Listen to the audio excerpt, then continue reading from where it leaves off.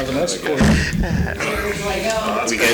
All right, I've got 6 o'clock. I will call the meeting to order. Roxanne, if you'll take roll, and if we can all please stand for the Pledge of Allegiance. Remove our hats. Allegiance to the flag of the United States of America and to the republic for which it stands, one nation, under God, indivisible, with liberty and justice for all.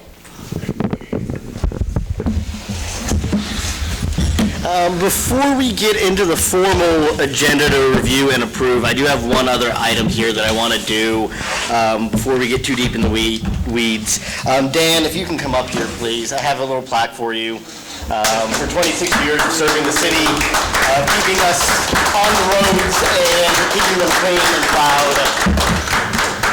It is a lot of service, and we really do thank you. We appreciate all your work. You will be sorely missed. And well, I don't know about that. His shoes are small. A few times we see him smiling really. Yeah. Thank you. Thanks, Dan. Thank you for all your years of service. And if you want this to go to the order. We are now in time to review the agenda as amended. As council had time to review the agenda, can I get an approval as amended? I'll make a motion to approve the agenda set forth and the amended agenda. Second. Motion's been made and seconded to approve the agenda as amended. All those in favor, please show voting sign. Opposed, motion passes. Public comments. Persons who wish to address the City Council regarding items on the agenda may do so as that agenda item is called. Persons who wish to address the City Council regarding items not on the agenda that are under the jurisdiction of the City Council may do so when called upon by the mayor. Comments on personnel matters, matters pending in the courts, or with outside tribunals are not permitted. Speakers are limited to 3 minutes. Any information is for presentation purposes only. No action will be taken at this time. Are there public speakers? Mr. Hess, I know you're in line.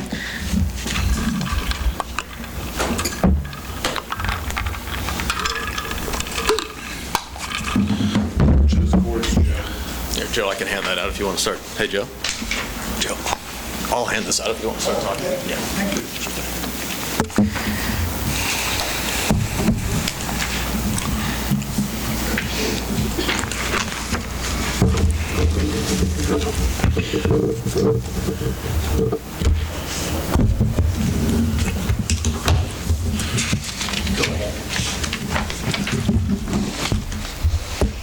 I'd like to speak to you tonight in regard to flood control for the recreation building. We all hope that we don't have any more flash floods, but even just in the last 2 or 3 weeks, all around us, there are flash floods everywhere. And a couple of years ago, you replaced the gym floor in the building after a flash flood, and the soil under the building was very porous. The water seeps through it and rises up to the level that's on the outside. It gets into the flooring. We're going to have flash floods in the future, so to protect a really nice and useful building, I'm proposing you consider putting a wall around the building 3 to 4 foot high and 3 to 4 foot down underground to act as a barrier to keep water from coming under the gym floor. The drawings I've given you illustrate a wall around the building with openings above ground for sidewalks that can be closed by dropping slotted 2x12s into the grooves in the wall when rains threaten a flood.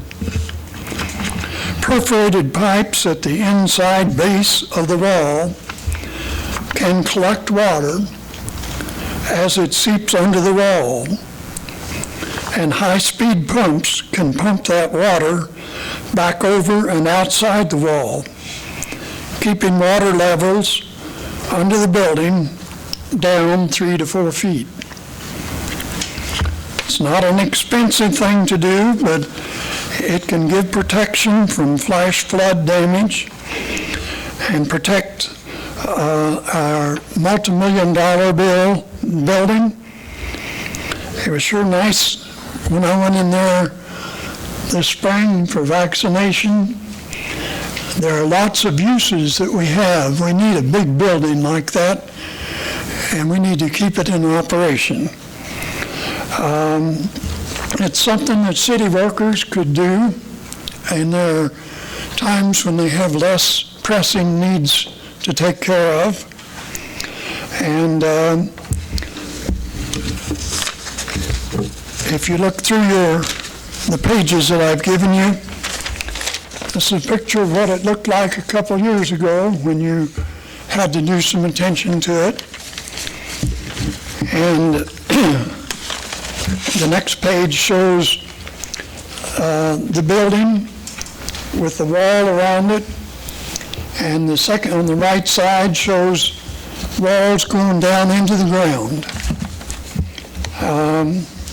The bottom shows pumps. There'd be pumps that'd be pumping from both directions. It's going to have to be a lot of pumping because the water flows so freely through the soil that there's going to be a lot going under it. But we can keep it pumped out so that it doesn't build up under there. And then the last page. Sorry to cut you off. I've got a little bit over 3 minutes. Does council want to extend that time? I make a motion to give the speaker another 2 minutes to finish. There's a motion. Is there a second? Kim, is that a yes on your second? Kim seconds. All those in favor, please show a voting sign. Motion passes. Okay. Continue on, sir. Sorry to interrupt. Go ahead. The last page is a less expensive alternative if you don't want to go what I've just suggested. Dig a trench 2 foot wide down to the bedrock, or at least 10 feet. Fill and pack it with moist clay. Remove the dirt on a slope over to the building and pack 2 foot of clay to meet the wall out away from the building, about 5 foot underground. And that would create a water barrier. You'd have to have water barriers at the doorways. If you have questions, or if I could be of assistance to you, if you do decide to go along with this, I'm quite willing to offer any assistance I can give. Do you have any questions? Appreciate you taking the time to do this, Joe. Thank you. Thank you, sir. Thank you, Thank Joe. you. Thank you very much. Are there any other public comments? Seeing none, we'll move on to the consent agenda. Has council had time to review the consent agenda? Are there questions? Just want to make one comment regarding the demolition of 524 North Chestnut. I assume that since we're proceeding with that, we're going to demo the entire, get a bid for the entire, not salvage the south end like the owner wants, because I assume that'll add to the cost if we try to salvage any of it for him. Do you want me to answer that now? Yeah, please do. You want me to go over the whole thing, or you just Answer the question. Just answer the question, I think. Either way. If the city demos it, we're going to demo the whole thing. Okay. If the owner demos it, told them that I would allow them to save the farthest south. And I agree with that. It looks like it was Yeah, untouched. yeah. But I think if we were to try to save that, it's going to add to the cost. I've made it very clear to them that if we do it, it's all coming down. Thank you. I think that's a good point. I support that. Thank you. Any other questions about the consent agenda? Thank you. Have one change that needed to be made here. As far as the fire truck goes, it needs a correction to stop fin fire engine. That's all that I...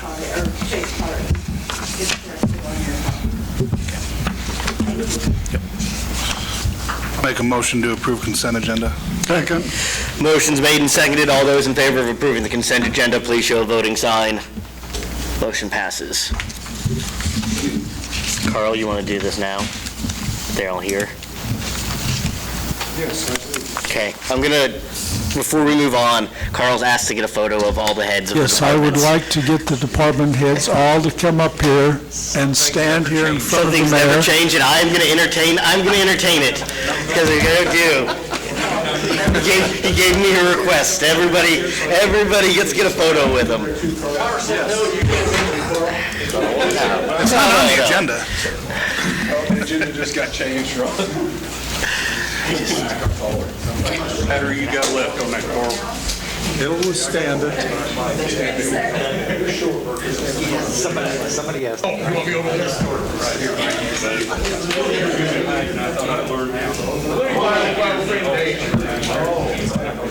You don't want to be by you, Phillips.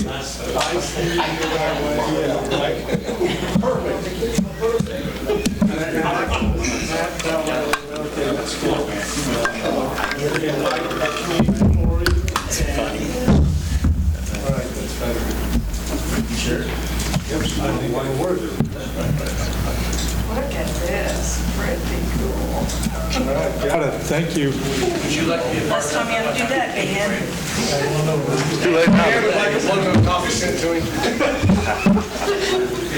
All right, Carl, let's move on into business, and we've got item A, budget presentations.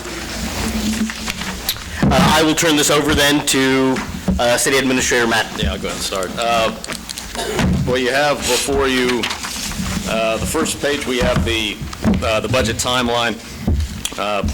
We've gone over that in the meetings we had in my office. I'm not going to go over that step by step. We're already down past the revenue neutral rate. That's the new fancy phrase. It's going to be, it was the tax lid for a few years. Now it's the revenue neutral rate. Who knows if that's going to change in 2 or 3 years? But for now, it's the revenue neutral rate. And then after the presentations tonight, we'll have the final budget to you all at our next meeting on the 26th. We'll set the hearings for the revenue neutral rate and the budget itself August 9th, and then we plan to approve it on August 23rd. Now, the statute states that we have to approve it after August 20th, but before September 20th, so it falls within our meeting time there. Overall, I mean, the budget is in pretty good shape. I've let you all know that the issues with the sanitation fund and the gas fund, and we've talked about amending the base meter charges for those, $1.50 for the sanitation, and then $3 for the gas is where I think we need to go there. Those funds have been losing money the past few years, and they're continuing on that trend, and if things keep going the way they've been going, they'll be in the negative within 2 years. In fact, the sanitation fund would be in the negative now if we were actually making the transfers. We'd have $30,000 in transfers already, and the fund has $21,000 in it. So we haven't made those transfers yet, and we just can't afford to, because just don't want those budgets to go in the negative. So I think if we work both the revenue and the expenditure side, we can get that fund, good rule of thumb, you want to have anywhere from $79,000 to about $100,000 in that fund. So we can work with the increased revenue from the base charge, and then there's this budgeted $65,000 transfer to the general fund. We can tweak that downwards to transfer over what we can afford to transfer over. I don't know if we're going to be able to do anything the rest of this year, but we'll just monitor that as we go. Gas fund's the same way. That the budgeted transfer of $600,000 has really been hitting that fund hard the past few years, and so there needs to be work on the revenue side and the expenditure side. And I think working with the transfer, that $600,000 transfer plus an increase on that meter charge of $3, we can get that fund into a better place as well. We'd like to have about $715,000 in that fund if we can. Right now we have $670, so we're getting there. Have we made a transfer yet? No. Yeah, we have not made any transfers. We budgeted to make about $150,000 every quarter. So if we do that fund will have about $370,000. What's, just for the public, when are the last time those rates have been changed? Sanitation 2001, gas 2003. Sanitation 2012, I think. Oh, 12, excuse me. Oh, okay, but a decade on one and 20 on the other. Yeah. With that, did I understand you right, that you said that you think it'll generate 79 to 100,000? No, that's the budget amount we'd like to be at, the actual amount in the fund. 79,000, yeah, right now we're at 21. The actual, every 50 cents we increase is going to increase about $14,000. And that's why I had submitted to you all anywhere from a 50-cent increase per month to $1.50. So what you're proposing is essentially to make up a shortfall of roughly 35,000? Is that what you're saying? Yeah. Out of sanitation. Out of sanitation fund, yeah. The $1.50 would increase revenue by $42,000 for a year. Well, I think it's a good plan to put those two funds into a better solvency state, because otherwise they're going to go in a hole and we'll be in the same situation we were in with the water fund. Yeah, that's what I've been told, Ed. But other than those two things, I think the rates are good in every other utility. I think the mill levy's at a good place. The general fund is healthy. The other funds are healthy, so I don't see any mass changes that need to be done. With the revenue neutral rate, we just capped it at 48.003. The actual mill levy for this year was 47.83. The assessed valuation, the actual assessed valuation came in a little higher than what the budget was set at. So the general fund is in good shape too. And so we have the department heads here, and I think for everyone except Ron wasn't able to make a meeting. Everyone else will have heard what the department heads are going to talk about. But overall, Mayor, I think with these amendments to the sanitation and gas fund, that overall the city's financial position is pretty good. And you're going to put those on the agenda for the next meeting? The August 23rd. Okay. Yep.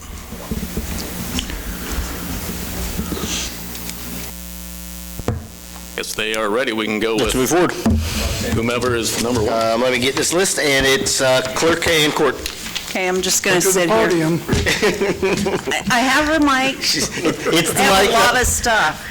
I did pass out the sales tax graph. As you can tell, we're doing well and have done well the last few years as far as the average. It's right on target for the year. I did want to point out last year, well, for the 2020 budget, we calculated that we would carry over $886,392, and we actually carried over $1.4 million. So we're above what we usually say, and that usually happens, just fluctuating things, and we just don't spend the whole fund usually.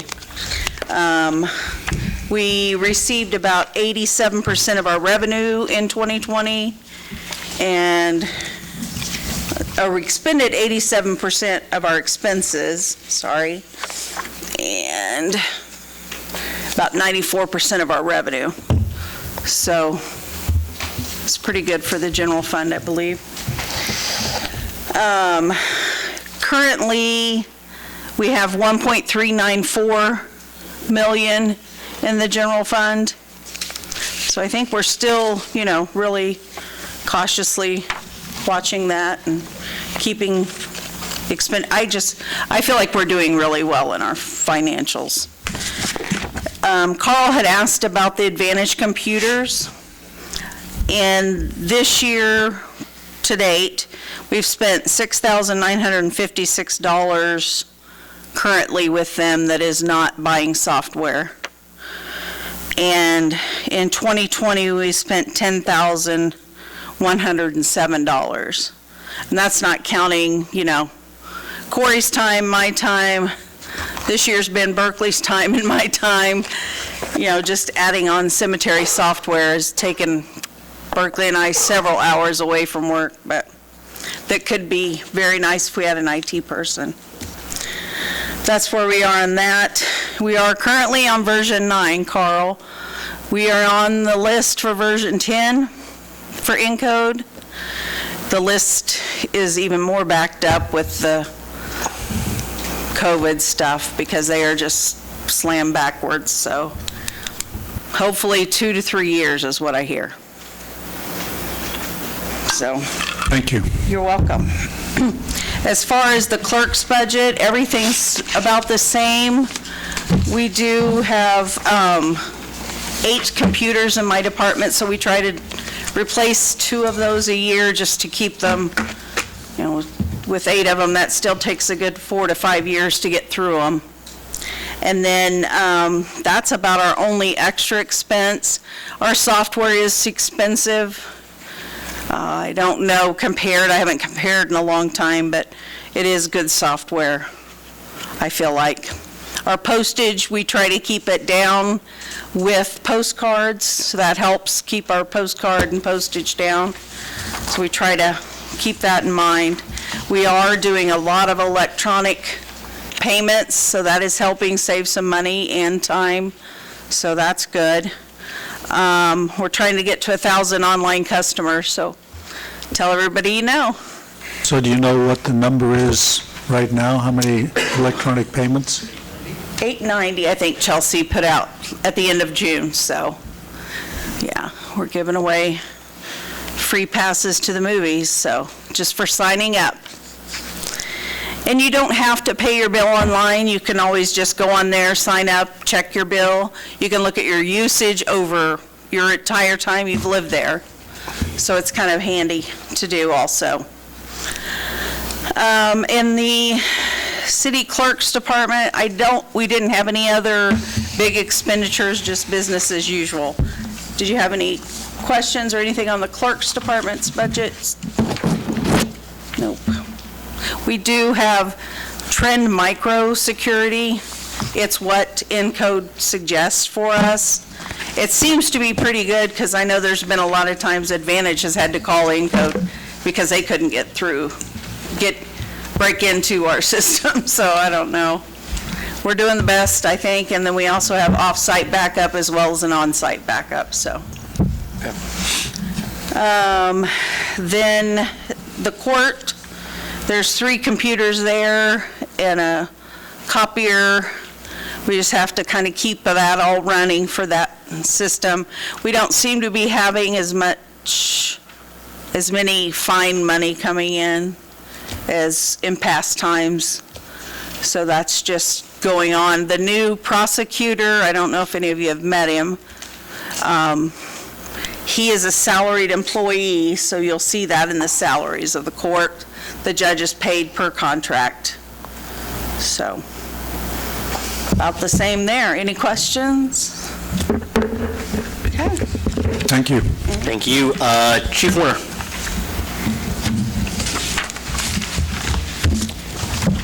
Really, there's only 2 major items on our list for 2020. One is a replacement of unit number 62, which is a 2017 Ford Interceptor SUV. Currently, it's at 119,407 miles, and it's scheduled for replacement in 2022. The other item is our Axon contract renewal for our body cameras and our conducted electrical weapons, tasers.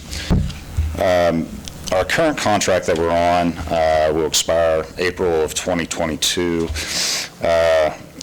and that contract was for $113,395 for 5 years, which rounded it out at about $1,334.05 per officer for a year. What we did not do previously is we did not have our tasers, our conducted electrical weapons, included into the contract. We have a total of 8 units, which the officers share right now. With the new contract, you'll notice that the price is substantially higher right there. It's $147,485.14 for the 5 years. There's a hidden cost in there So if we add in the past 5 years of the cost for the tasers that we have on hand, cartridges, everything else, we're at approximately $23,500. So it makes up covers that gap. It's just coming from a different area out of the budget. So there's only really a $9 difference in between those two on a per officer basis per year, excluding like the VR training that we added into this new contract. Currently, system's working great. We're on the we got a equipment refresh per the contract at the midterm. We went to the Axon Body 3 cameras. Currently in evidence.com, we're housing 12.71 terabytes, which equates to 45,863 pieces of digital evidence within there from the time we started with the program, 2012. So it's been pretty extensive and pretty helpful. And just for clarification, they update the cameras and the tasers. That comes, or do we pay for the new cameras, or does that come through the contract? That'll be the contract. Okay, So, they update the equipment. At the beginning of the contract, so April of 2022, if council approves that, for the mayor to sign that contract, which I would have to have signed by November 30th of this year for that to take effect. With council approval on that, they'll do the all-new equipment up front, 2.5 years, and then all-new equipment at 5 years. So you said that goes from 8 units to 13? 17. 17? Yeah, outfitting all sworn officers. One of the other reasons, they have changed their technology. So the Taser 7 would be the crew that we're going to. The handle is assigned to the individual officer. It works opposite to how it is now. And the battery is the brains. It's actually a rechargeable battery, so they can just take that off, put it in a docking station, and that does all the dump for spark tests, any deployments, anything of that nature. So it works opposite of how ours work now. They're not a rechargeable. You take the battery out, and I actually have to, there's another plug-in that plugs into that for me to physically download it into evidence.com. So Chief, the 10,000 difference between this year and 2022, that's for the additional to go up to 17 on the Axon? Yeah, the difference in there, well, we've also included the signal sidearm, which is also, so on our tasers, there's a signal device, so when it's flipped from safe to fire, it automatically turns a body camera on for the officer and any other officer within a 30-foot distance. The signal units in the vehicles are also Bluetooth, so if the light's on the vehicle turned on, it automatically turns the body camera on. The new addition on this contract will be a signal unit on the duty weapon. So if you pull your pistol out, your duty weapon out, it'll automatically turn on the body cameras also, additionally. So that creates more information to store. Does this fee include additional data storage? No, we have unlimited data storage, and that's what we went with from day one with this contract, which has been great because even during COVID, everything else, the court system's really backed up. So we're sitting on a lot of additional evidence that we would normally be able to purge down the road. Even our evidence room's filled to back up again, just because cancellations in trials and extending everything out. Seems like a reasonable fee to go from 8 to 17. Oh, most certainly. Actually, it's Everything else it does. when you add everything else up, it's a $9 difference if you take out the subscription for the virtual reality training, which would be new, which I'm actually pretty excited about. I don't know if anyone's ever tried VR. So Axon has developed their own VR program, and this contract includes all the hardware, everything that we need to implement that for training with the officers. mental health crisis, de-escalation, and it's also interactive with the TASER 7. They can use the tools that they have on their belt, actually, while doing this training. Thank you. Any other questions? Anything else you want to bring forward? I did update on storm sirens. Everything's going well with our storm sirens. I don't see any foreseeable issues at this point. Of course, everything's electronic, and you never know. But they were installed in 2011. We just had a new computer installed this year and had the software reinstalled on that there at the station. Really, their next major thing on storm sirens will more than likely be October, November 2023 on battery replacement, 24 batteries, 4 in each one of those. So that would, but everything seems to be working really well. How many storm sirens do we have now? 6. 6, okay. Yes, we have 6 federal 2001s, which are the rotating chopper ones, and then the modulator style siren, one at City Hall covering the square, Riverside Park, and one up by Walmart. Thank you. Thank you. Yeah. Thank you. Street and alley, Dan. One more time. Street and alley, really not many changes. Everything pretty much contractual commodities flatlined. Don't really know what else. Chip seal next year will be section 1, where we started 5 years ago. That's mainly Highland, Riverside Park, Oregon Road, Water Plant, Gates Road, Washington, Ryan, and Portland. There's a couple streets we're not doing this year that we will put on that list. Mostly has to do around the high school and that construction. We're not going to chip seal those when they're still working there with all those heavy trucks. So, other than that, equipment replacement, pretty much on schedule with, you guys got the spreadsheet on that. We try to keep that number pretty close to the same every year. We've moved 24 back about 2 or 3, 4 times, and may try to finally get it next year. Any questions on the street and alley?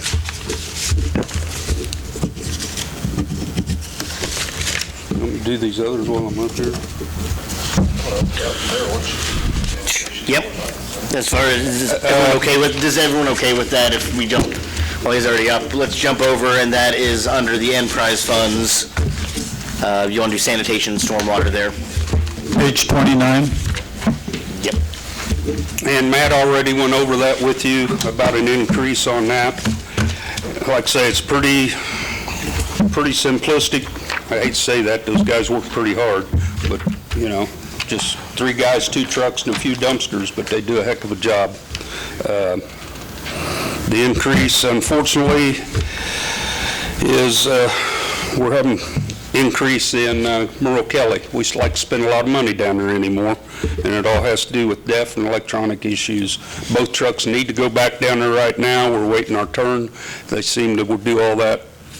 They work on that stuff all the time. We had a big bill, I don't know, we'll go through appropriations this time. Not yet. We have a dump truck down there and we spent $1,000 on it, it's still not running. So it's, I don't know, the way it is now, I guess. We upped that a little bit, but really not much on sanitation, if anybody's got any questions.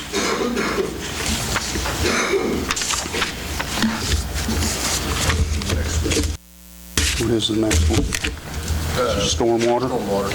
Stormwater, we just, we're collecting that. Was it page 32, guys. $2 a month fee, and we pretty much are leaving that alone, letting it build. About the only time we pull money out of that's on emergency repairs. And because when we start looking, it's pretty scary.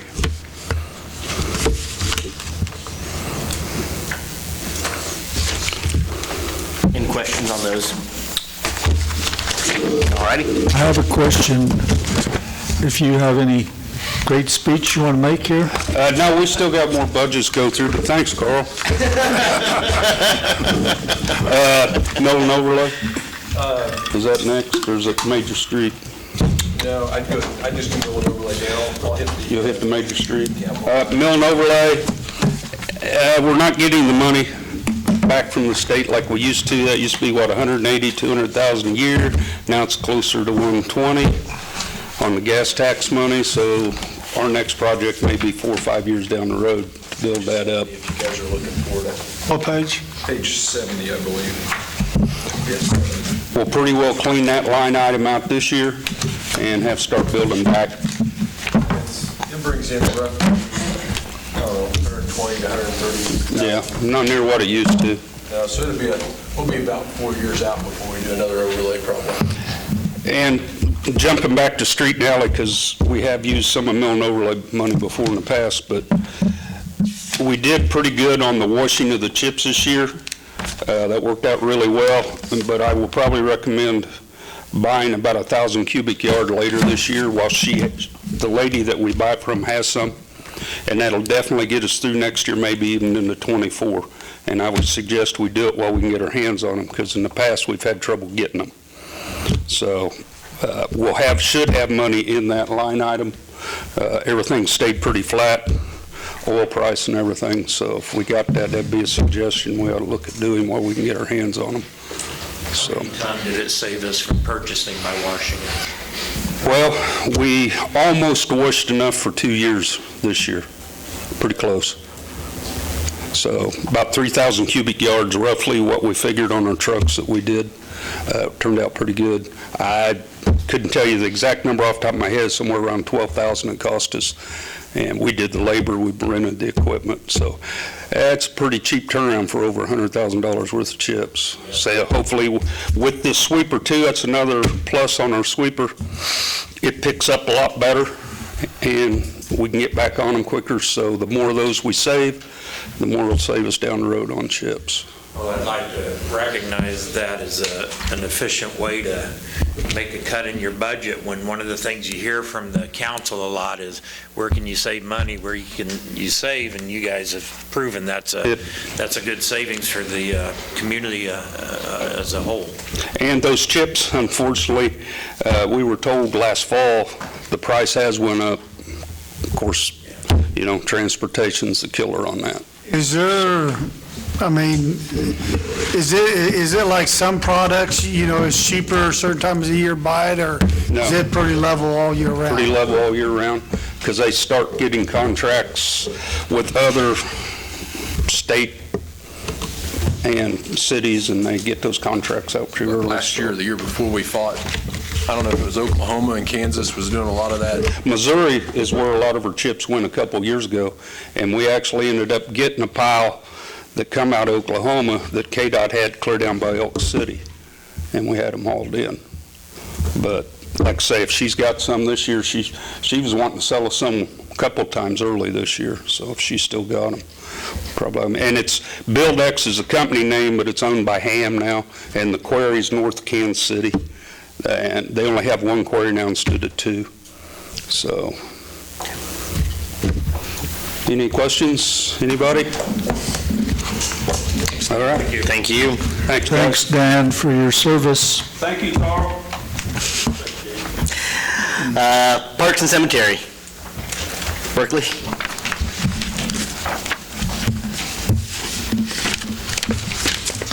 Well, as far as my budget,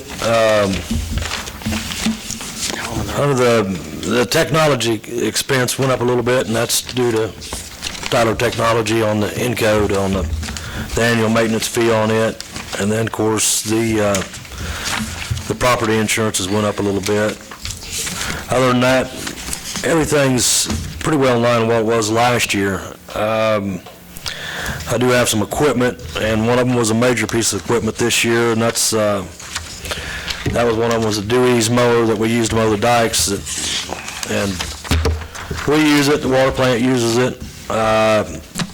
It was a 2009 model when we got it. It was a demo, and it's showing a lot of wear. It doesn't have the power it used to have. it is an expensive piece of equipment. Like I say, it's $55,000. It just, and there's other mowers out there I want to check out. I think probably that's the best piece of equipment for what we're doing with it. I do want to tell you why I'm here, that when I talked to the guy, they got, I don't know if they still got them, they had some 2018 leftovers. They built a bunch of them and then lost some dealers. I can buy one of them for about $45,000, so I can save about $10,000 on it. I mean, the money's there now. I mean, if it's something that the council wants me to check on, I mean. So you say it's a 2009 model, how many hours? I can't tell you for sure on the hours, Carl, because our meter quit on it. I will tell you it's hydraulic pump driven, and even the decks are, and then even the last time we replaced one of the pumps on the deck, it was over $1,000, and they're just, I mean, it's just showing where it's. And that's the one that levels out. Yeah, yeah. It's a much needed Hard on safety the dikes, hard device. on those type mowers. Yeah. Another piece of equipment I got, and I actually had to replace it 2 years ago. We haven't, and I've just put it off, is that Kubota RTV. And I'll probably, to be honest, I'll probably keep that machine, buy another one, and get rid of a pickup. You know, we can use that thing dual purposes. We use it for snow removal. We can use it when we get in a tight spot to backfill up there at the cemetery. Of course, it's a diesel. It's going to get better fuel mileage, and the insurance is not going to be like it's going to be on a pickup. So that's kind of my intent, is eliminating one of the pickups out of the fleet and keeping that. The other one's just a trim mower. I mean, we just don't get as many hours out of them as them small mowers as we do the big ones. Why do you prefer the diesel on the RTV? Well, the one thing is that one is a hydrostat, and the diesel's got more power, and I will tell you, I don't know about like the Gators and stuff, but that Kubota RTV, it's not, ground speed's not that fast, but it's a workhorse. I mean, when you load that bed full of dirt, it dumps it like a ton truck. I mean, it's been, like I say, that one's a 2006, and we're still running it. I mean, it's been a good unit. That's about all I have on the parks and cemetery. Anybody got any questions on it? Getting back to the mowers, the new one versus the 18, do you know what the performance difference or difference between the two would be, Berkeley? On the what now? On the Do Easy? No, Gene, I kind of looked at 2 or 3 different ones,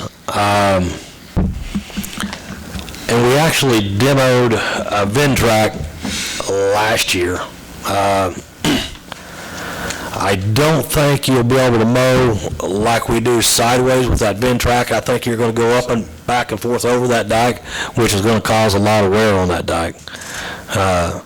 I mean, I just looking on the market, I don't know that there's, I guess the Ventrac's got dual purposes. I mean, you can get a cab, there's a lot of different equipment, but for what we're doing with it and with Toby using it out the lagoons and stuff, it's probably the safest unit I've seen on the market for what we're doing with it. Okay. I'd say just leave it as it is. You don't know what you're going to get right now. I don't know what the member's suggestion is on that. I would say if you're willing to, as long as it's got the same warranty, they're going to warranty it with the 2018. Save the extra 10 grand. That's kind of my deal. I mean, I don't care what year it is. If it's, I mean, is there any difference in the 2018 versus 2020, or? I think there is a little bit of difference, and I think the difference is because of the emissions on it. So we might be better off to really look at the Well, it would 2018. hurt to get the proposals and bring them back to us. Okay. Yeah. Okay, I'll be happy to do that. Any other questions? Thank you. Thank you. You want to look at the, Go over those two Berkeley if you want to. There's really not much in that Joseph and Mary. yeah, we've got the Cemetery Trust Fund, and you actually had some questions about that, Carl. Right now, the fund balance is like $30,500. We still have about $5,100 out of that fund to pay to Tyler Technology on the cemetery records management program. So is that who we're using now? That Tyler?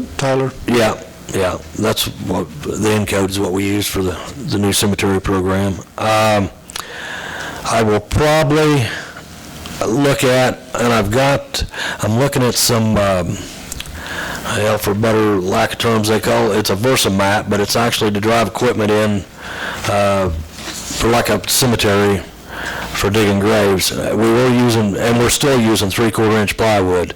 I mean, back in the day when you could buy it for $25 a sheet and you could get some years out of it, the new stuff we're buying is about $100 a sheet, and the new glue, you get it wet and it just comes apart. I can buy these mats for about $175 a piece. You know, the company that I'm looking at to give me the best price has only been in business for 11 years, so, but, I mean, they're all about the same, and I've talked to a guy in Winfield that runs a cemetery. He's had them for 20 years and hadn't had to replace them, so I'm probably going to look at some of that matting and at least give it a try and try to save some expense there. So that'll be part out of that fund too. But basically, I'm budgeting about $9,000 a year, and I'm not using near that on the cemetery project because, I mean, we run out of time before we run out of money. But it's still working well? It's still working well. We've done, 67 stones so far this year when we quit, like in March, into March. You know, kind of depends on what we get into this winter. We may be out at Cedar Brook, it sounds like, so we may not get many done this year. But the total, we've done, since we started that project, we've done 1,426 stones we've fixed out there. That's remarkable. Other than that, like I say, that budget, I just generally budget $9,000 a year. Eventually, it's going to run out, but I mean, other than what we're using for that project, and then on the cemetery program, that matting, and I may use some of my buildings grounds money on that matting and try to keep some of this money there, kind of see where we're at when we get ready. Any questions on that fund? And then the Joseph and Mary Wolf Fund. That's actually for trees and beautification. We haven't really, they was using that a lot when they was having a tree sale. We kind of quit doing that. There's just not enough volunteers to do it. Corey and I did talk, and I'll probably use that maybe some for some signage too that we've got. I know that Ray Purcell industrial sign out there, it's so faded you can't even see it. I may look at even just having B&W cut us something out and powder coat it and put it up there and be done with it. But that's about it on that fund. Any questions on it? And then the only other thing I got, what fund's that coming out of here, Corey? Out of the major projects or the sales tax money, Berkeley's got a, what is it, $44,000 project roughly for the Boundless Playground deal to redo the matting. Yeah, redo that rubber matting. And I say that, I got one estimate, just so I knew a ballpark of what it would cost to replace it. So what's the problem with it? It's coming loose. I mean, That stuff is poured in. It's poured in place. I mean, and it's, a lot of it's because of all the moisture we've had, and I mean, it's what? We put it in 2010, 2011, so, you know, it's one of them deals, it's a good deal, because, you know, everybody donated money, but when it comes time to maintain it, you got to spend money, and that's just part of taking care of it, so. That's about it. If anybody got any more questions? Thank you. Thank you, Thank you. Berkeley. Thank you. Chief. I know we're kind of telling you to shoot in the dark here because we don't know. That's what I was just getting ready to open with, is say I was kind of hitting a moving target. I think, Corey, did we end up putting together, 5 different budget plans based on the fact that since the EMS contract is still up in the air, we didn't exactly know what target to hit. The one thing I wanted to bring to the council's attention is our personnel schedule on page 21 of our budget.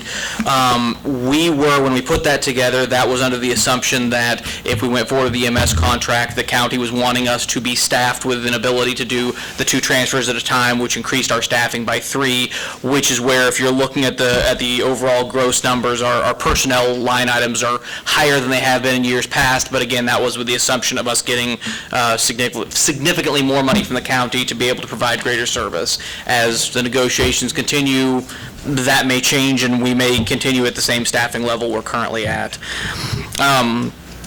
For our general expenditures, as far as commodities and contractual services, since this is my first year doing a budget for the city, we really just tried to go based off of what our expenditures have been historically in the last few years and try to match our budget numbers based on what we have been spending. And so some of those went up a little bit in our proposed budget simply because of the fact that we've been spending at or slightly above where those line items have been in the past.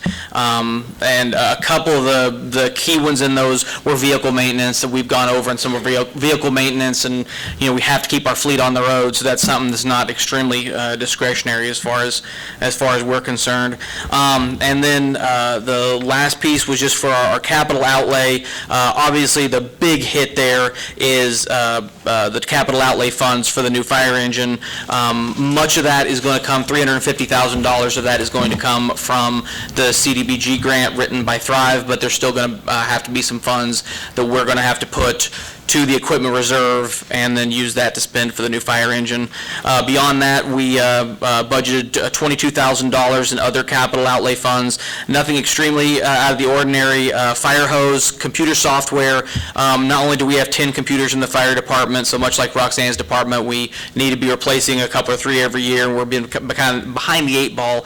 But the reporting software we use to generate our fire reports to turn into the state and the federal government, they're no longer carrying that. They're no longer supporting it, and so we're going to have to make a transition to a new computer software as of January 1, and no matter which way we go, there's going to be a buy-in fee, and we don't know how much that would be, so we figured it'll be a few $1,000s. We wanted to set aside some money for computers and software to be able to make that software transition and then be able to buy a few new PCs and laptops as well. We have some station repairs and furniture. Some of our furniture at the fire station is literally falling apart. A lot of that stuff was from Chief Lee Parts era, so want to do some replacements there. Bunker gear, we had gotten a large grant in 2012 for bunker gear. It has a 10-year lifespan on it, and so we have, I believe, 10 sets of bunker gear that are going to be at the end of their recommended safe lifespan next year in 2022. And so Chief Thayer, before me and myself, have been trying to replace, I think, 3 sets a year for the past few years, but we're still a little bit behind the 8 ball there. And then the last item was Wildland personal protective gear. Much like our turnout gear for structural firefighting, our Wildland gear is supposed to be replaced every 10 years. About half of our guys and gals don't have any. Those that do, what they have is from the late 90s, early 2000s. We got a grant to purchase about 10 or 11 sets this year, and we're budgeting enough to do about the same next year, to where we hope by 2023 we're able to have all of our people in compliant Wildland gear. So, what is the Wildland PPE, the personal protective gear? It is like what you see in the movies, the green pants and the yellow shirt that the guys wear when they're out fighting grass fires and brush fires. It's a lot more lightweight than the structural bunker coats, a little bit more robust as far as tear resistant from being out in the woods, but it's also cheaper to where you're not putting the strain on a $2,500 set of equipment when instead you can use like a $315. But it's Nomex and fire resistive to where our people are protected from burns. We generally call it the banana slug outfits because normally the shirts are bright yellow and pretty easy to see.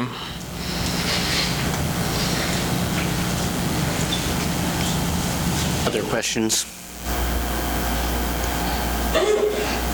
And again, note on that jump for 2022, a lot of that's coming from that capital outlay on that expenditure. Just as you notice that bottom line, that a lot of that's that capital outlay. We basically got $219,000 sitting in reserves now in the savings account for that fire truck, and the rest of it's coming either from CDBG or from allocating more for that into equipment reserve. So we were going to put some into that this year. that 219 includes that this year, Carl. Oh, it does? Yes, the 100. I think it was 125,000. I want to say. I believe that's correct. I don't mean to henpeck, Chief, but this Wildland PPE gear has kind of got me baffled on why would the city need that when we got rural firefighters and volunteer firefighters that would be going out fighting brush fires out in the country. Why would the city need wildlife protection equipment? No, that's a good question. For a couple of reasons. Number one is we do have some wildland inside of city limits, like the Cedar Brook Park and, some of the other areas that are kind of on the edge of city limits that we could get, large-scale grass fires. But the other part of that is the city has a contract with Fire District Number 2 in the county that we provide fire protection services for them, and they pay us, I believe, $83,000 a year to the city to provide that services. And so my thought process is if that portion of the county around the city limits is paying us to provide their citizens with services, that we need to use some of that money that we get from them to equip the firefighters to be able to do that services. Same reason we have grass trucks, the same reason we have some of the equipment for fighting grass fires is because some of the areas where we be fighting grass fires is our city's jurisdiction and not the volunteer fire department's jurisdiction. Okay, I was just wondering. Yeah, no, absolutely. Any other questions? All righty. Thank you. Thank you. Administration and council. Matt. Actually, Mayor, Jason, you want to go ahead and go up? Jason's got to coach a baseball game here in a few minutes. Hey. So he had asked me to I'm sorry. go a little earlier, so I should have jumped you. go now. What page are we on for rec? Page 59. 59? 59, yeah. Thank you. So as far as revenue goes, it's pretty much a wash across from 2021. It was a little difficult because the last time we had a budget that we could compare to was 2018. We flooded in 2019, COVID in 2020, and so 2021 is back to normal, feels like. We knocked the ticket sales down because we don't sell tickets anymore. We used to sell Worlds of Fun and Oceans of Fun. They're all online sales now, so, it was a wash. There's no revenue, but there's no expenditures either. And see, basically on the expenditures, I think we increased some a little bit here, and we lowered some, basically like materials and supplies, just $1,000. Ballpark maintenance, we dropped it at $6,000. We used a little bit of that co-opening fund to cover some of that stuff. I know it's dwindling down a little bit. Back to revenue, sorry. The swim lessons fees, Uniontown brought 80 kids over this year, so we supplied swim lessons for 80 kids from Uniontown. They wrote a letter of recommendation. They were really pleased with it, so it was a good experience for both parties. The pool, it's, anytime you say pool, it's expensive. It's scary. I know Carl wants to ask about pumps. They were new in 2008. As long as I put grease in them, right, Jimmy? They should be good to go. But, other than that, the pool bathhouse is showing some age. We talked about wanting to paint it and get it fixed up a little bit, but it's old. Sign outside says 1938. I know they made some remodifications after that, before my time, but it's showing some wear. So everything else, we're hoping that There's a bit of a dike there on field 1 that we want to cut out after the season at the edge of the infield, at the back of the skirt. We want to dig that out so we can get some better drainage. We hope to bring in 72 tons of red shell, kind of even out the fields. That way we have some to spare. So some of the fields you can start to see the dark clay underneath, and that's not what we want because it's not going to dry as well. But that'll help us get more games in. It's been a pretty wet summer, so it's been a long baseball season. So we're just doing what we can. So appreciate the local businesses picking up all the free swimmers. It's increased attendance, increased concessions. We're going to go over our marks, so, I mean, that's good. So we'll just see what the rest of the summer brings. I know when the fair starts, the pool season kind of dies, so, but we'll see what happens. I mean, other than that, everything was a wash. I got to get the building, the roof repaired, and hoping to do that here soon, so hopefully we'll get the bids in, bring them back to you guys. The HVAC units, we've been pretty busy, so missing some help here and there, so we've all been having to chip in, so. What did your chlorine prices do? Ours stayed pretty even. Okay. I got lucky, like, I went out and bought them in February or so, and so I bought 3 pallets worth. We've been burning through a little bit more than normal, but we probably need to add some more stabilizer, and then I ordered another half pallet. That way we can start next year. But it hasn't been too Prices bad. haven't fluctuated even if you buy now? Right. Okay. So, I mean, we've been pretty lucky on that end. I am one of the only people that, I can't even remember their name, but we're the only ones that use the pellets, the big hockey pucks. Everybody else is going to liquid. They're trying to talk me into it. I may need to go that way. It's definitely easier for everybody involved. We don't have to pick up the 60-pound buckets and dump them in there. So I could probably get it to where I could control it from my phone. So any questions? How was the paint in the pool holding up? Pretty good. Can't really see anywhere. Our biggest plus is because we have to leave water in the pool at the end of the year. And so it's not getting a lot of extra beating on it from the sun and stuff. It still has a little bit of protection. And because they told me it 6 to 8 years, and we got 12 out of our last one, so they told us we should consider ourselves lucky. So, I mean, as long as... 2 years ago? Yeah.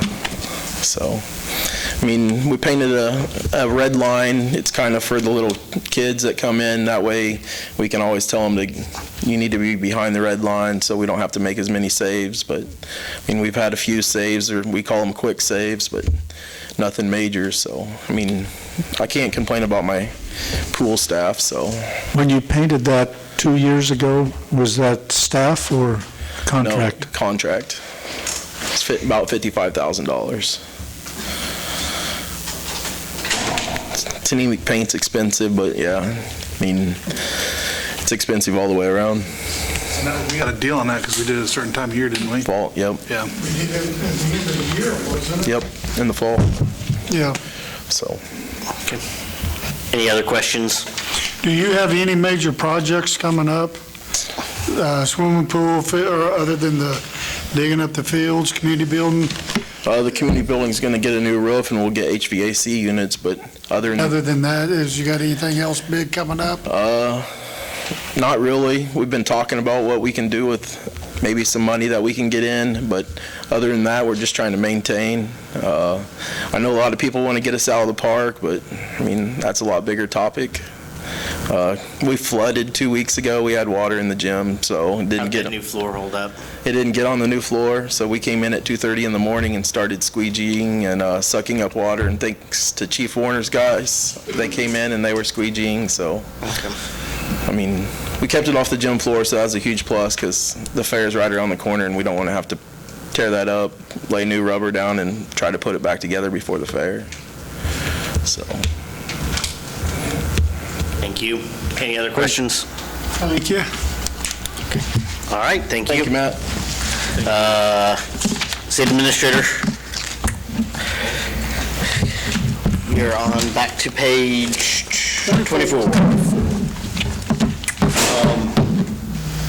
And Corey, you can jump in here if I miss anything, but there's really nothing of note, Mayor, on the admin side.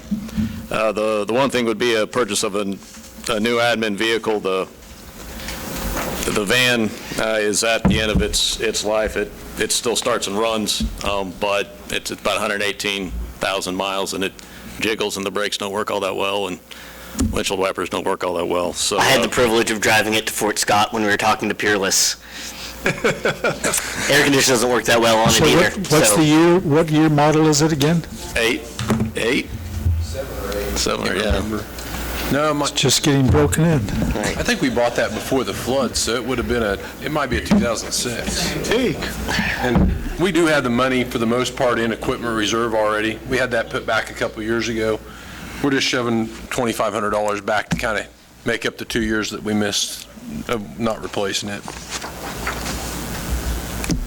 Well, now is not the right time to be buying vehicles, No, it's unfortunately. not. Yeah. I think it's only going to get worse, Carl. All right, then on the council side, Mayor, do you want to address? So this has kind of been ongoing, and so there is one issue here, and I'm glad that Jason and Berkeley already talked about these projects, because it's kind of a dual thing here. The idea here is that our funding source for the Historical Society is a really kind of wonky system in that it comes out of convention and tourism, and it was kind of a gentleman's agreement probably 20 years ago. Almost 30 years ago, in which they got a quarter of the funding, and that's fluctuated, and it's not really an ideal system. Basically, this would put their funding source the same as the bolus and the library, which is kind of a dedicated amount, and for the, fair warning, I am on that board. For the Historical Society, that gives them a level amount, and they asked for $500,000. So roughly 15,000. Before convention and tourism would give them anywhere from 13 to 26. This basically pays the utilities over at the Historical Society, so the money kind of comes right back to the city. But that puts them in line with the same funding mechanism as the libraries, the bolus, right, fine arts, and the museum. And talking with staff, the idea was to free up some of that convention and tourism funds, because the general fund can support this, and maybe start having that conversation with the council about maybe dedicating some of that convention and tourism funds to the Parks and Recreation Department, so that whenever they have to paint a pool, or what's the $40,000 project? The play, that we can actually have a funding source long-term for capital improvement, that they can say, hey, this year it's going to this year it's going to paint the pool, et cetera, because we really don't have a means to fund that CIP at this point. We did put that into the rec CIP, was it 15,000? I'd have to look.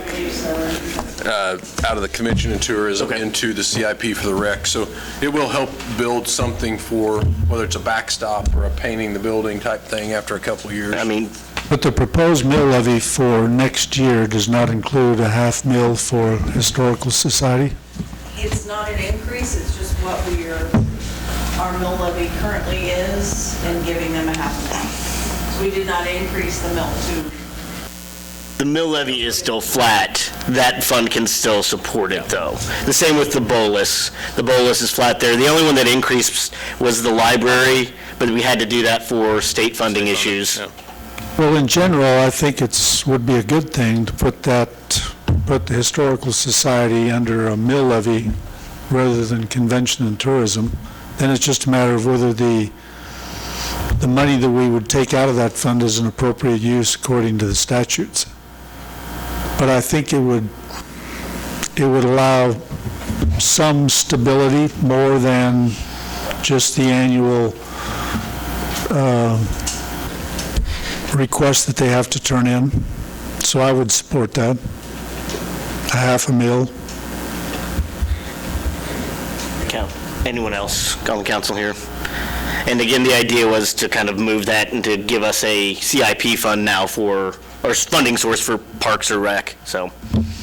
So does the Doesn't Allen County contribute something to the Historical Society also? They do, and I believe it's 1 mil. Is that right, Nick? It's a little bit less than Little bit less than a mil on their side.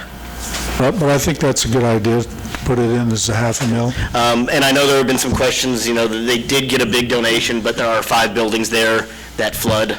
2 of them at least need new roofs, and the main building, the one that you probably know best, needs some brickwork done. So that funding is going to go pretty quick from that donation. And that old jail is hard to fix because it's old. Maybe Chief could use it. Any other, do you want to finish up on that? That's the only change really out of the council that's the only funding, is that correct? Yep. Anybody else comments or questions on that? Okay. Code?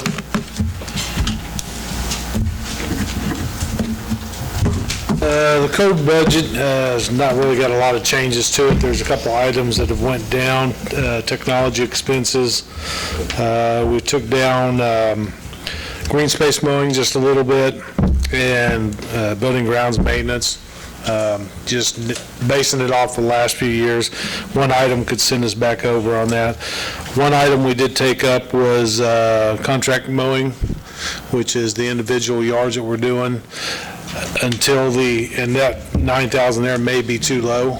Until the county actually has its tax sale, there's nothing we can do about it. We're mowing a lot of yards right now that I know are going to be on the tax sale.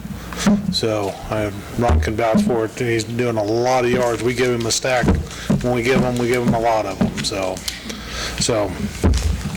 they were going to have a tax sale in spring of 2020, and I can't tell you when they're going to have the next one. So could be this year, could be next year. Okay. The only other item that we really increased was the minimum housing structure. That's for tearing down houses. That's good for the simple fact that if you look at the 2020 budget, we were almost using up all our 15,000. If we were in the situation where, like tonight, where I asked the council for approval to tear down the garage, if we tore down the garage that year, we would actually have been over budget. The good thing is I did mention earlier, I did talk to the owner today and Ray's Metal Depot today.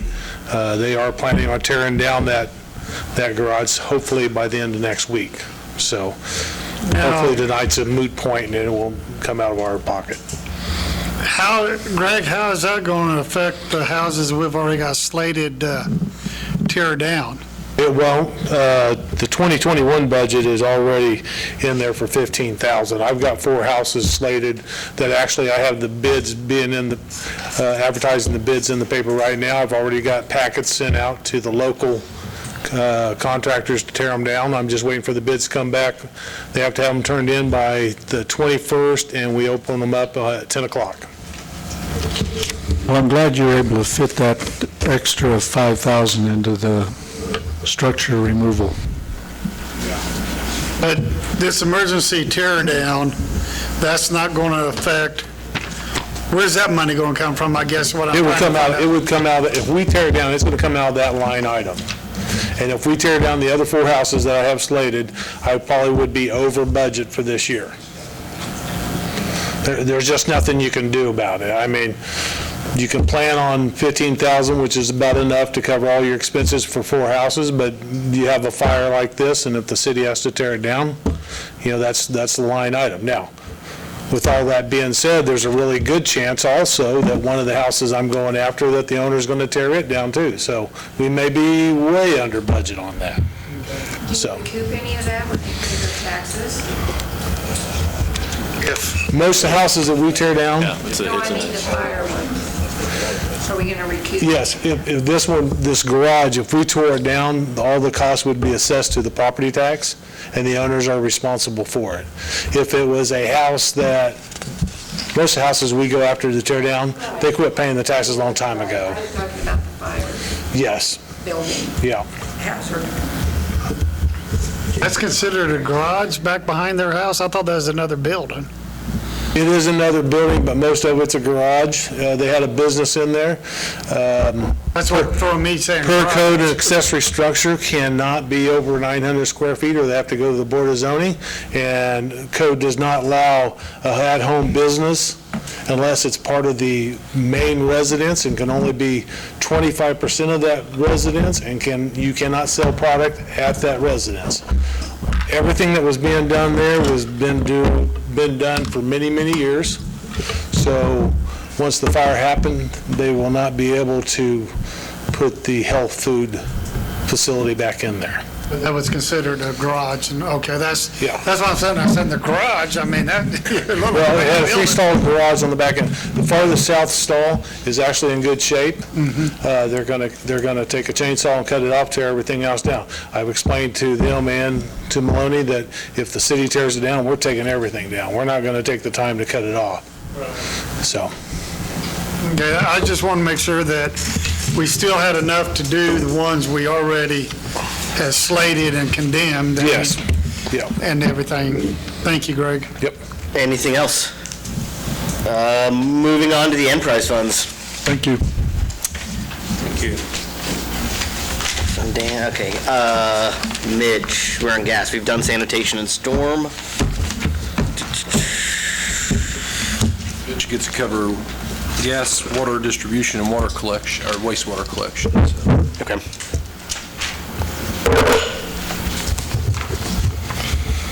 Well, we've done touched on the revenues and the transfers, so other than that shortcoming of it, we pretty much kept everything, all the line items the same. I believe we raised one, and it was $1,000, and it was in, looks like equipment expense. That's just due to our equipment's getting older. We have to work on a little bit more. We have proposed to replace some equipment, an air compressor that is a 94 model. It's got a little over 1,100 hours on it. And, excuse me, service truck, a half-ton pickup. It's a 2004 model. It's got 160,000 on it. And the trencher. It's really not that old. It's 2009, but that thing, you might trench 100 foot and work on it for 4 days. We've just had nothing but trouble with it. In the last year, I bet we've got $12,000 in this thing. We took it up to the new grade school site, used it for half a day, and worked on it for 3. I mean, it's, once in a while, you just get a lemon, and we got a lemon. That's pretty much it on the gas. I know Carl had a couple questions. Carl, about the bare steel main replacement program. Yes, we do have one. Yes. How's it going? Good. We're staying on top of that. We're usually above what we set our standard at, that KCC wrote off on. We say we'll replace or abandon 1,000 foot. We usually lay at least 15 to 2,000 foot a year, so we're well above it. And then, of course, then you get into if you have hotspot anodes or so many leaks in a 500 foot, then you're replacing the whole span, but we haven't ever got to that. So the KCC hasn't changed? They're still okay with the agreement, the proposal you made? Yes.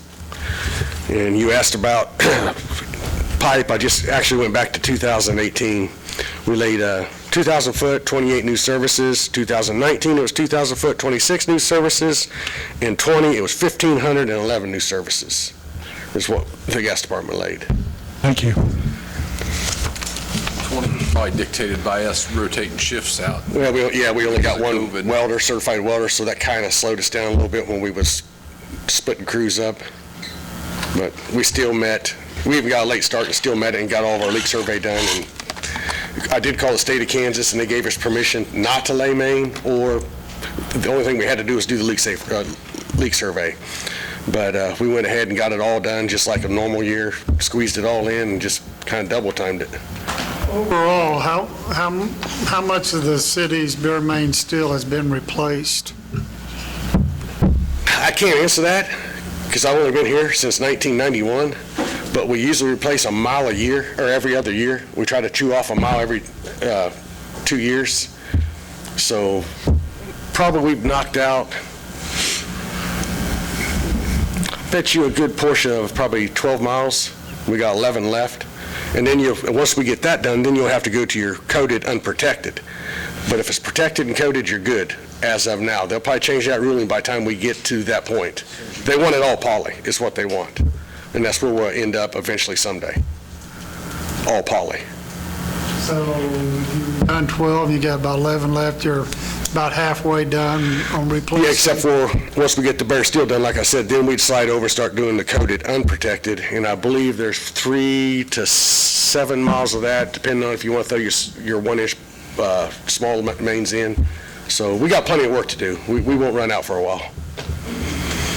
We'll just work a little bit faster, will you? We will. Is there anything, I mean, as far as, you say you do it every other year, is that due to budget? No, we lay main every other year, but I subtract off our KCC report, I subtract a bare steel main 1 mile off and then add 1 mile poly. It equals out. We're just flip-flopping, taking bare steel out, putting poly in. Okay, well, I guess what I was going to ask was, the reason why you're doing it like that, is it because of the funding? Do you need more funding to get these lines in safely, or what? No, because when you report it, it's in miles. You don't report it in half miles, so just every other year you drop off a mile. And they allow you to do that because, obviously He's doing it every year, but he reports it every other year. Right. Yeah, when you report it every year, I just show it the same, then the following year I take off a mile. Are you volunteering, Gene, to give him more money? Is that what you're saying? Well, I mean, I was just thinking, when he was talking, I understand it a little more now, but let me finish my concept. I didn't know if maybe he was kind of spacing it out like that because of funding or something. I just didn't want to, not doing it like you're doing it now after you re-explained it. No, it's... And worry about a safety issue is what I was worried about. No, we're doing it that way because it's just the way you report it to the state of Kansas. Well, no, I wasn't necessarily saying more money, Carl. I just want to make sure we're getting it done safely Well, and in I'm a glad, timely manner. I really support the increasing that rate so we can keep the gas fund solvent. And I think you asked about a 5-year plan on the gas, and it's the same as it was back when you was Administrator Carl. We're still going to do all the north-south lines in-house, and someday if we ever get to that point, we'll start on the east-west lines, but a lot of them would probably hopefully have some money set back for a contractor because they're going to be your feeder, your bulk of your feeder lines. So are these still, most of them 8-inch lines? 6 and 8. 6 and 8? Yeah, we're usually knocking out the 2, 4, and a little bit of the 6, but mainly it's 2, 3, and 4 is what we're knocking out right now. Okay, thank you. Any other questions on gas?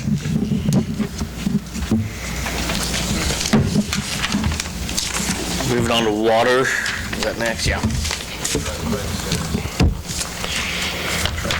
Okay, water's about the same. We pretty much kept everything flatlined on it. This was kind of an oversight. It's got to replace Unit 14, the service truck. Honestly, I think I want to slide that out a couple years. I think it can go a little bit longer, so I'm not planning on replacing that truck next year. If anything, I'd like to look at 2023 to look at a Unit 41, which is a dump truck, which has got 2,008 miles on it. And that's the main truck we use on water leaks, and it just gets beat to, you can obviously imagine what we throw in that thing. A little bit of everything. It will probably fall apart well before the service truck does. So that's just something we'll do in-house, talk amongst ourselves, and, we'll try to make the best sound decision where to spend that money. But I can assure you it's probably going to wear out long before the service truck.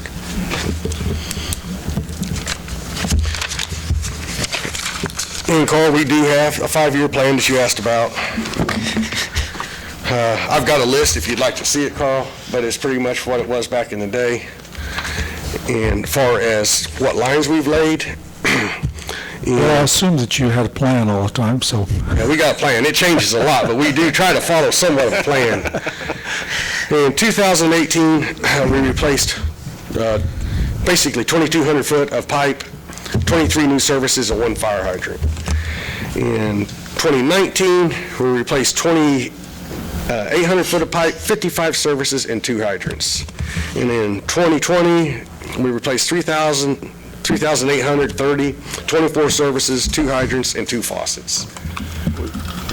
That's great work. I think you save the city a lot of money by doing that in-house rather than contracting it out. In our plan, our 5-year plan, we've got probably 8 projects that we are going to do in-house, and we've always got the 2 highlighted down below that's for contractors. That's the big feeder line that goes all the way out down East Street. You know, we talked about that several times. That's just pretty much, we ain't going to be able to tackle that with a 3-man crew, because that's what we have, is a 3-man crew on the water, 3 on the gas, and 2 on the sewer. Your guys working down there in South Washington, I stop talking to them all the time. Those are some hell of workers there. They're doing a good job in South Washington. They do a real good job. I talk to them all the time.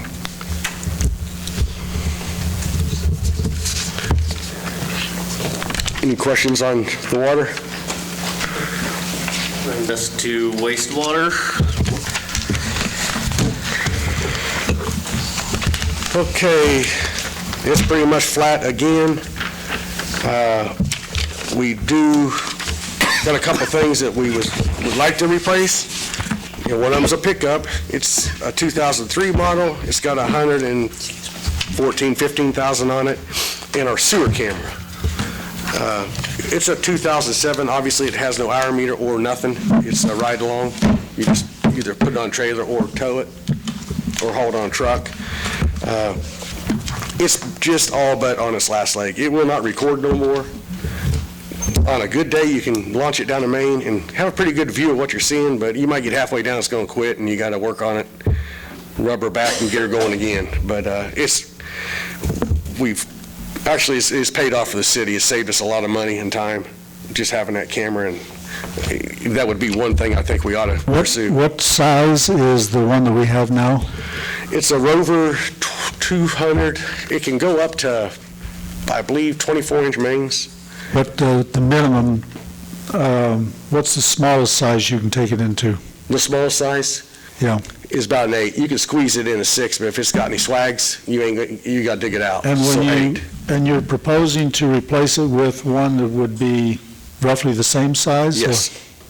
We have a small one that we run down smaller lines, and it needs replaced, but you can pick them up. I mean, you can pick them up, ain't like they're cheap, for like $7,000. It's just the big ones that are... It's the big one. That's the pricey one. That's the big boy. And Carl, you was asking about lift station breakdowns. Yeah, I just kind of wanted an overview.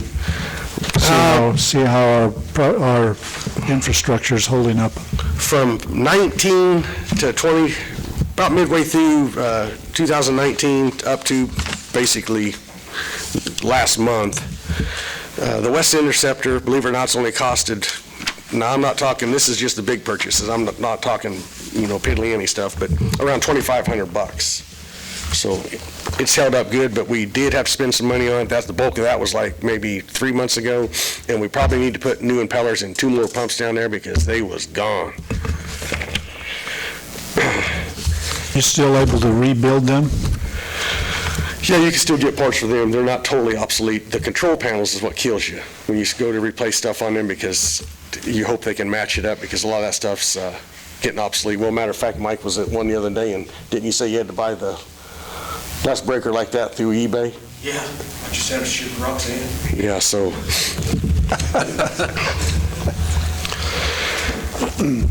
Well, and same different deal here from 19 to 2021.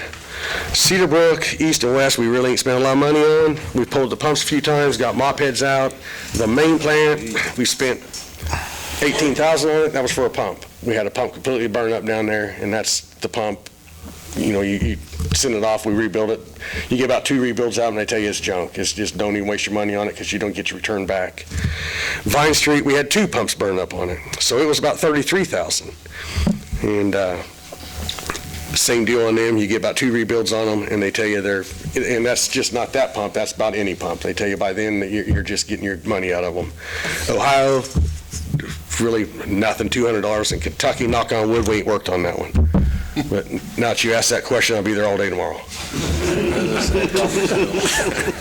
usually the luck. We have how many lift stations? 12. Actually 13, but we only take care of 12. The powerhouse and water plant take care of one. It only serves them. The ones that I'd like to see, and we're checking into it right now, Howard Lift Station, that thing, we're there on a daily basis working on it. We probably, Howard Lift Station out on Kentucky and North Dakota. Okay. You can spend days there working on the thing. Basically what I think we ought to do, and we're working on that study that we're having Burns McDonald do, is like every so many 3 years, retrofit these things with downhole pumps and get rid of these vacuum prime pumps because they just kill you. All you do is work on them things. I mean, $5,000, $2,000. Are all of our 12 lift stations the vacuum prime? No, there's only, 5? Trying to slim it down. Yeah, we got rid of a bunch of them during the flood. Some of that. But when we redone, I think, when we redone like Vine Street, we got rid of one. Yeah. But anyways, I think we'd be money ahead to get rid of them in the future. What Slowly would but be surely. the price comparison to do that? I've talked to Ron Ohendorf, he's with Environmental Process Services. That's who the other stations are through, a bulk of them are through. And to retrofit one instead of a complete rebuild like we did at Ohio and Vine Street, and probably in the ballpark for $100,000 to $140,000. It just depends on sizing. You know, they'll come in, do a water study, how much flow's coming in, blah, blah, blah. And the main thing at Howard is that thing picks up the hospital and Greystone and your addition, Southview addition. That thing gets a lot of water at that thing, and it was just undersized when that developed up that way. It never was designed for that kind of flow that's picking up right now. And that's part of our 5-year plan, is to replace, I've got them 5 lift stations listed, and continue the sewer lining, the CIP lining. And I think you might have had a question. What they're saying is, and SAK they've done work for the city of Iola. You know, they ain't going to out and out tell you this, but they're saying you could get up to 100 more years out of your system by just lining it. Is what they flat put out in their brochure. Originally, they said 25. Yeah, I printed it off and highlighted it, so. Glad to hear that. Okay. Any other questions? Okay. Thank you. Thank you. Thank you. Water, wastewater. Toby.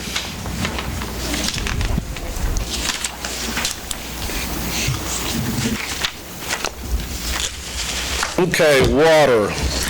All my line items are basically, I kept them all the same. I lowered a few, raised a few, but for the most part, everything was, I tried to keep it straight across.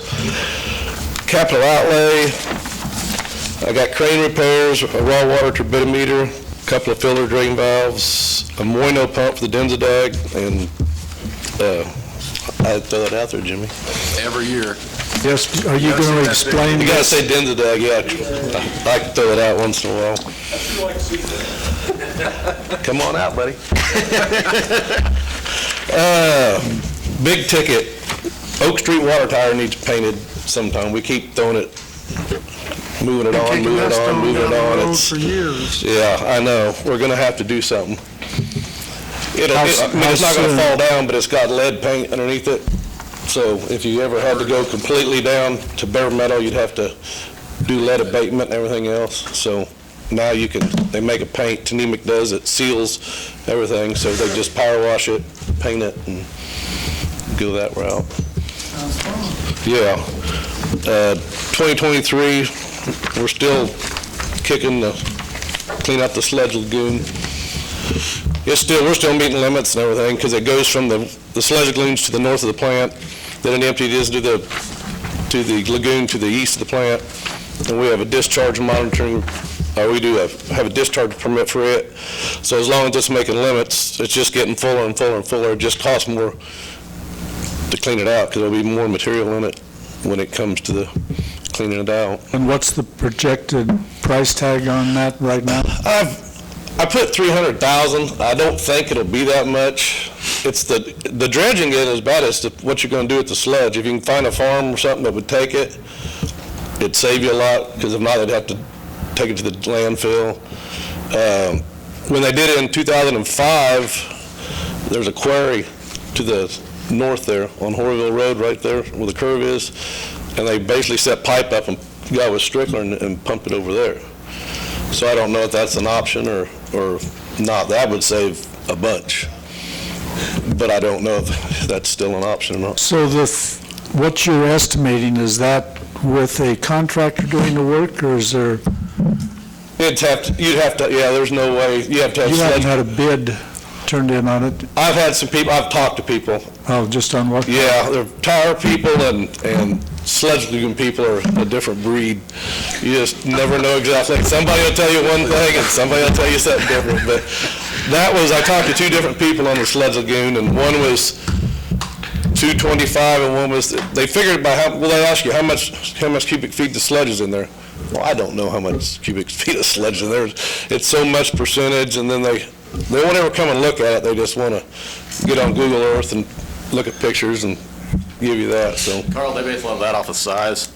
Good rule of thumb is if you are over 20% infiltrated with sludge, it's time to do a desludge. And with our cells, Seneca, we did it for 150 per cell for 3. And ours are about double the size, so I'm assuming it would be at least 300,000 to desludge our cells. So we've never actually done a drip test. No. That's step one. I thought we had done that. So we don't even know what the actual sludge percentage is down there. So the test would be number one. We can do that KRWA. I was neighbors with the guy that used to do it. So that would be step number one. But if we're above 20%, then it's time to do the sludge. So it's time to get it desludged down. Do we need bigger cells out there or additional cells or what? no, I mean, it's just when we built the water plant, the original plan was to put a berm down the middle. Then you dump into one, fill it up, dry it out, pump into the other one, go back and forth. Well, then money got to be an object, so that we didn't do that. So anybody that has a sledge lagoon, for the most part, they have to be cleaned out. But this one was done in 2004 or 2005, right before we started the new plant. So 16 years. It's not like it fills up real quick. Okay. So did we have any adverse effects on that in 2012 when we had what was the last time where it flooded over? 2007's when it... No, not 2007, like 2 or 3 years ago. 2 or 3 years ago? No, it didn't get up high enough to get in there. Okay. It went on the one to the east, the one that this one dumps into. The other one's got a big dike on it, so I wish it would have, because we would have saved a lot of money on cleaning out the Sledge Lagoon, but that's what happened in 2007 at the lagoons. We washed it away. We dredged them, yeah, naturally dredged them, is what we did. 4 bees in the tree. Okay, thank you. Which is why you don't wade in flood water. Point blank. You see flood water in the streets or elsewhere, don't get in it. Wastewater, my line items are, basically it's straight across on them. I don't have a lot of expense out there. Capital outlay, I'm looking at replacing our old Unit 52 down the road here in a couple years. It's a 1998. It's probably worth $1,000, and it's probably got $3,000 worth of stuff we could fix on it if we wanted to. It's just not, you can drive it around town, but I wouldn't take it out of town. It starts and runs, but it's just something to look at down the road.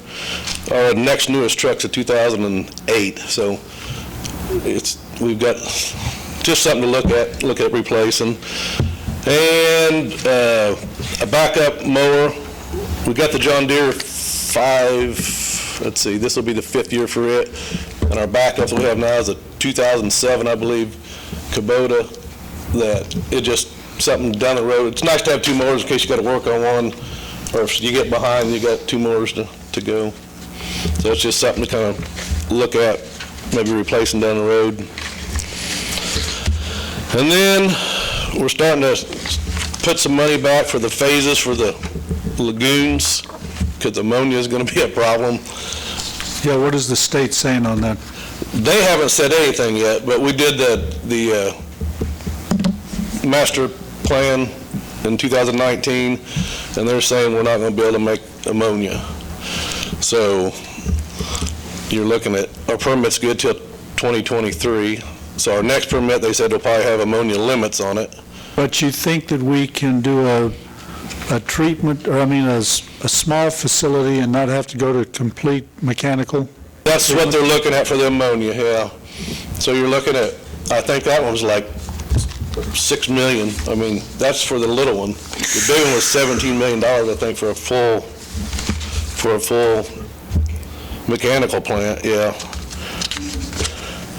And there's also some kind of variance that we can't apply for because we're over 3,000, but you can get with the state and maybe we'll get lucky, and if you can prove that you can't pay for it. So I guess if we look like we're poor and can't do it, then we'll see what happens. But I don't know how easily available that is.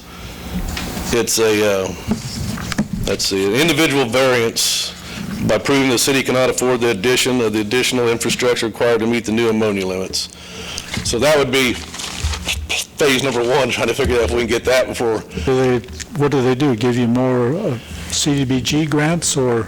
I don't know. I think if you just prove you can't do it, maybe, I don't know. I haven't got that far yet because we don't even have any limits or anything yet. It'll be 2025 is when they're thinking that probably something's going to have to, if 2023 the permit comes out, then you'll have to get an engineer to figure out what you're going to do. Then you have to submit it to the state. Then you can drag it out for a few years. But Now, what do you mean ammonia? ammonia in the water. Out of the lagoons? The lagoons, yeah. Okay, The state's coming in and reducing the amount of what we can discharge into the river. Yeah, Gene, it's essentially the effluent, what the lagoons clean out. Yeah, the amount of ammonia, they're cutting it down, and it's quite expensive to cut it down to the levels that it's supposed to be at. Yeah, it's like everything else. They've got new ways to measure lower amounts, and so they make you. So are we holding pretty constant at, 98% capacity? We haven't, the Bartlett West did their, not Bartlett West, Burns and McDonnell did their study, and they said we're fine because we still have Russell Stovers, but we haven't got anybody else that's got high BOD and TSM. Hasn't increased? No, not from what they could tell. And our populations, if anything, it's going down a little bit, so we're just kind of in a holding pattern right now. Any other questions? Thank you. Thank you. Electric production.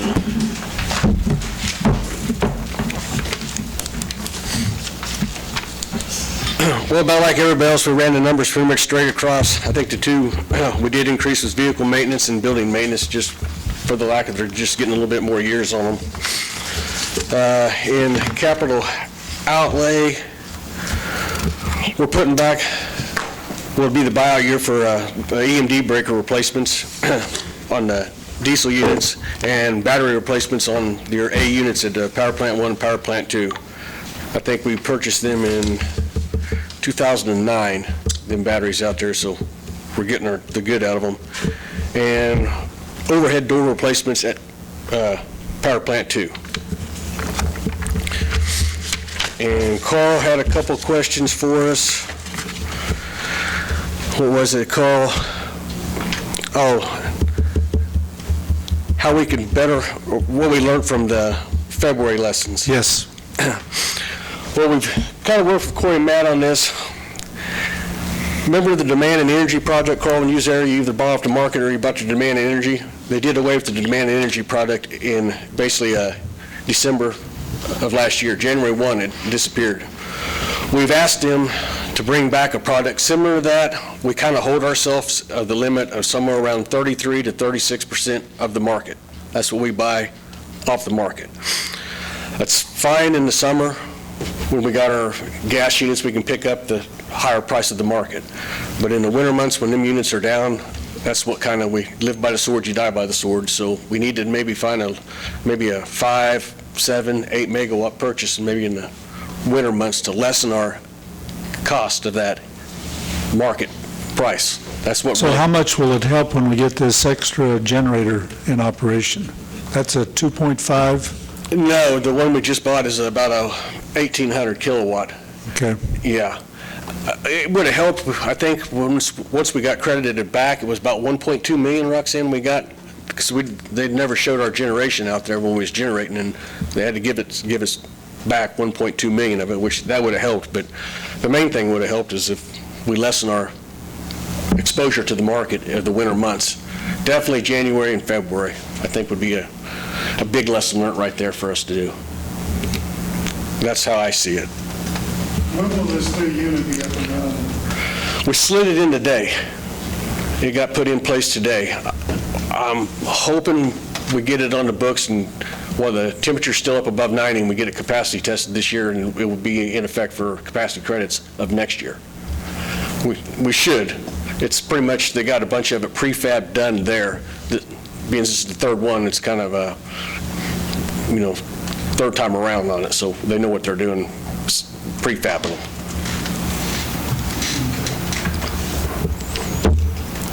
Any questions on electric budget? Well, Carl brought up an interesting point as far as, another unit. Have you sort of pigeonholed any money back for 10, 12 years down the line or whenever, as far as buying another unit like that? Well, we've struggled pigeonholing enough back to buy the three that we got. Right, I understand that. Yeah. We haven't. We didn't put none back for next year on it, but I suppose to replace a gas unit, I don't know, maybe a man ought to think about it eventually. But we just had them all completely upgraded in 2013, so less the lower half of the engines, everything above the heads and up is almost brand new on them, so we should get another 20 years out of them easy. And that's the ones we use every day in the summer is our gas units. Very seldom do we use our diesel units. So really, there's no need to start pigeonholing any money for a new unit then? No, just the black start stuff. Yeah, just the black start stuff on the capital improvement list. Right. So, really, there's no need to start pigeonholing any money for generator replacement then right now if all of our units are still in good shape? Yeah, I'd say so. Are you still running one a day? Actually, we found it better now, Carl. We run them both of them at the same time now. We just back the loads down a little bit on them. They seem to don't break themselves near as often if you use them every day, so we just do it that way now instead of alternating Kind of one. what hours do you? It's still about 4 hours a day, the peak of the day. Yes.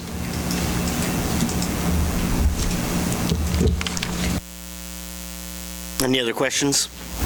Thank you. Thank you. Thanks, Mike.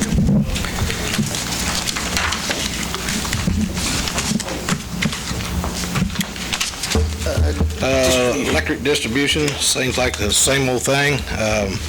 Not a whole lot of changes.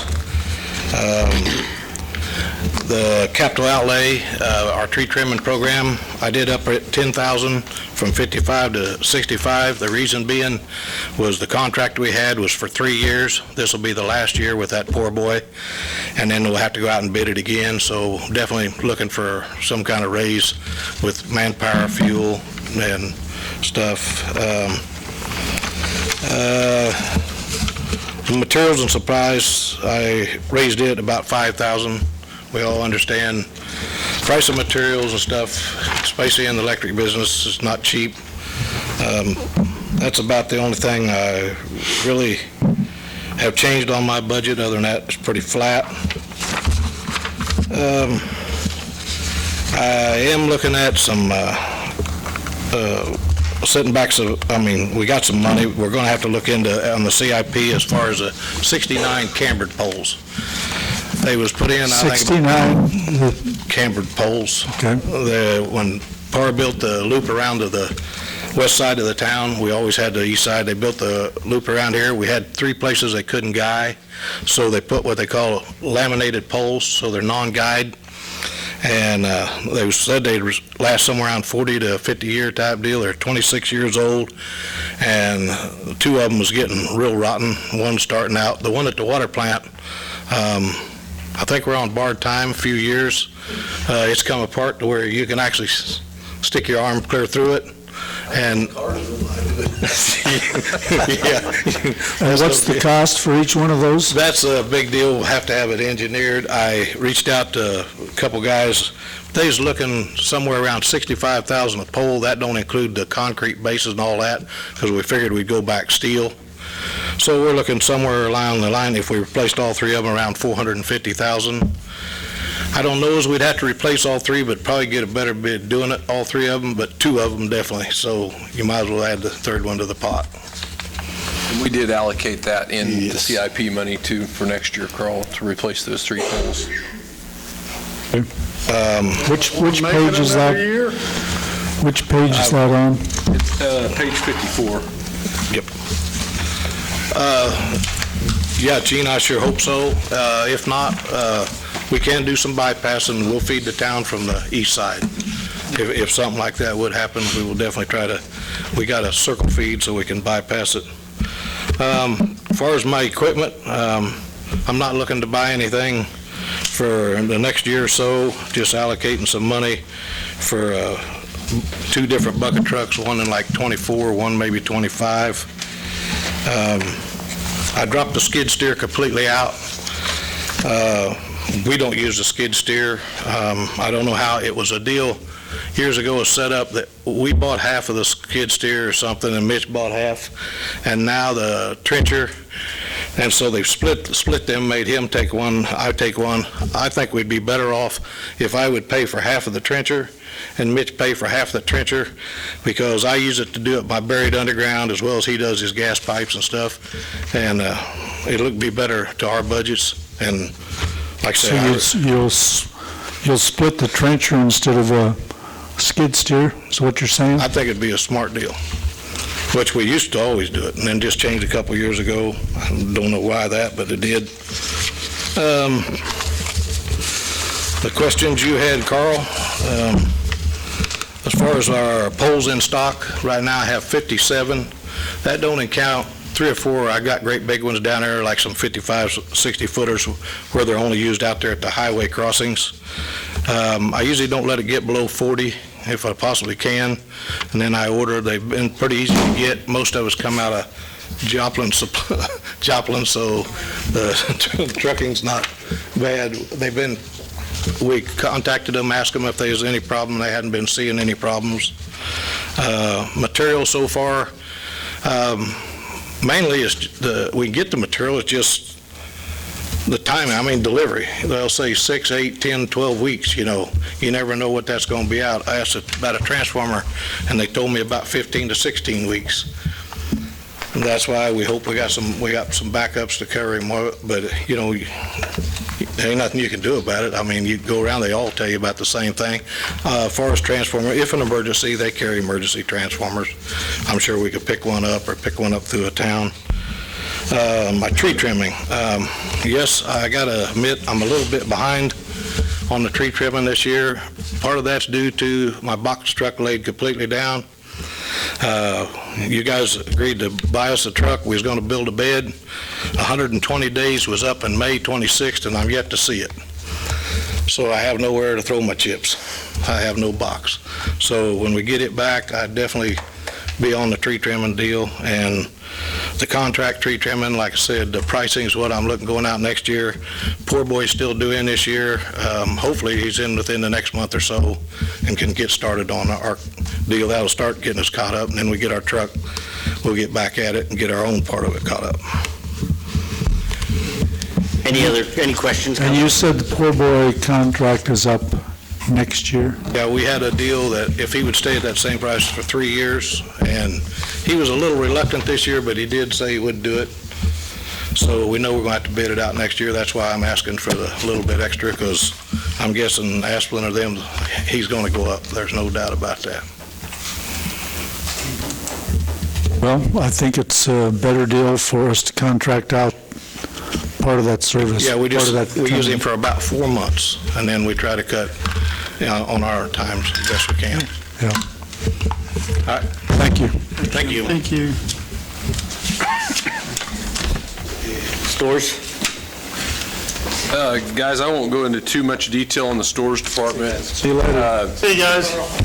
There's really not anything in there extravagant. It's flat.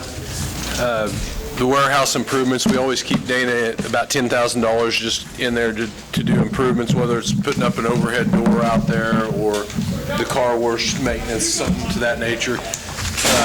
Like I said, everything is pretty much flat in the store's budget except for salaries, and that's the same way with all the budgets. So if we get close to doing the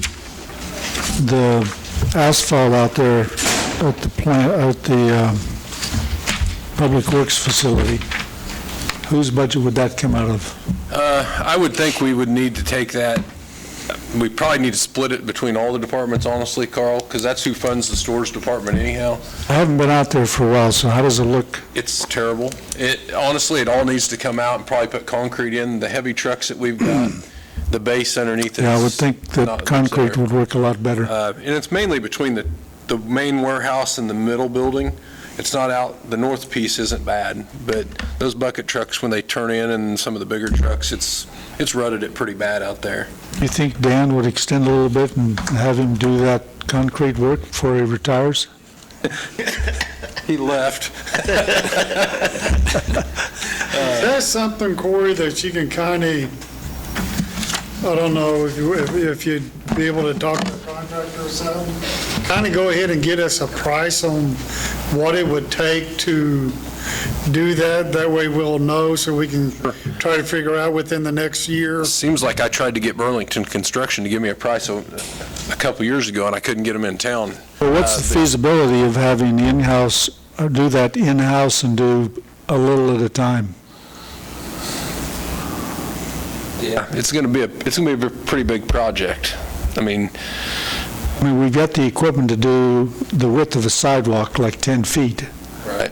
So they could start at the back end and just start doing some sections. The thing is, there, Carl, if you start patching in, you know, get a section here and a section there, you're going to down the middle, and that's where you can start getting your breakage. Well, you over do. The years. I guess my thought would be, Carl, is we'd probably be money ahead to hire a contractor and do it all at once, just for the economy of scale would be my guess. But we can certainly look at it both ways down the road and see what works best. Like I said, the biggest piece that needs to be done is between the main building and the middle building. So, yeah, because you have the big trucks turning there all the time. The north seems to be holding up better. But there was also some old fuel tanks back in the day in some of that area, and there's some storm pipe in there, so it's, you know. Okay, thank you. So any questions on the store's budget? Like I said, it's pretty much in and out. The gas, the water, electric, and wastewater funds that, and it's pretty much an in and out receipt for that department. The industrial fund, guys, there's really not a lot in the industrial fund either. It's doesn't generate a lot of revenue each year, and it has basically what we try to do is allocate about $50,000 a year for little projects that you guys somebody may come to us and, hey, I'm going to put a new building up, can we put a new driveway? Industrial fund is probably not the best terminology in my mind. It could be, you know, because I mean this is the fund that we use for Peerless as well. So, like I said, it doesn't make big gains, but that's also where we pay Thrive out of for our economic development as well, annually. Angover Convention and Tourism. There's probably not a lot to go over in it. But. I was just going to mention what the mayor mentioned earlier about us moving those funds for Historical Society to the Recreation Department. We seem to be holding at the $80,000 a year.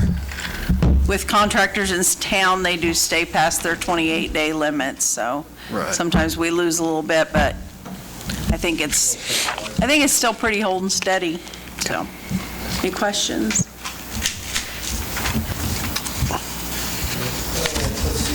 Our next one is Special Traffic Way, and Dan hit on that one a little bit. That's the Mill and Overlay Fund.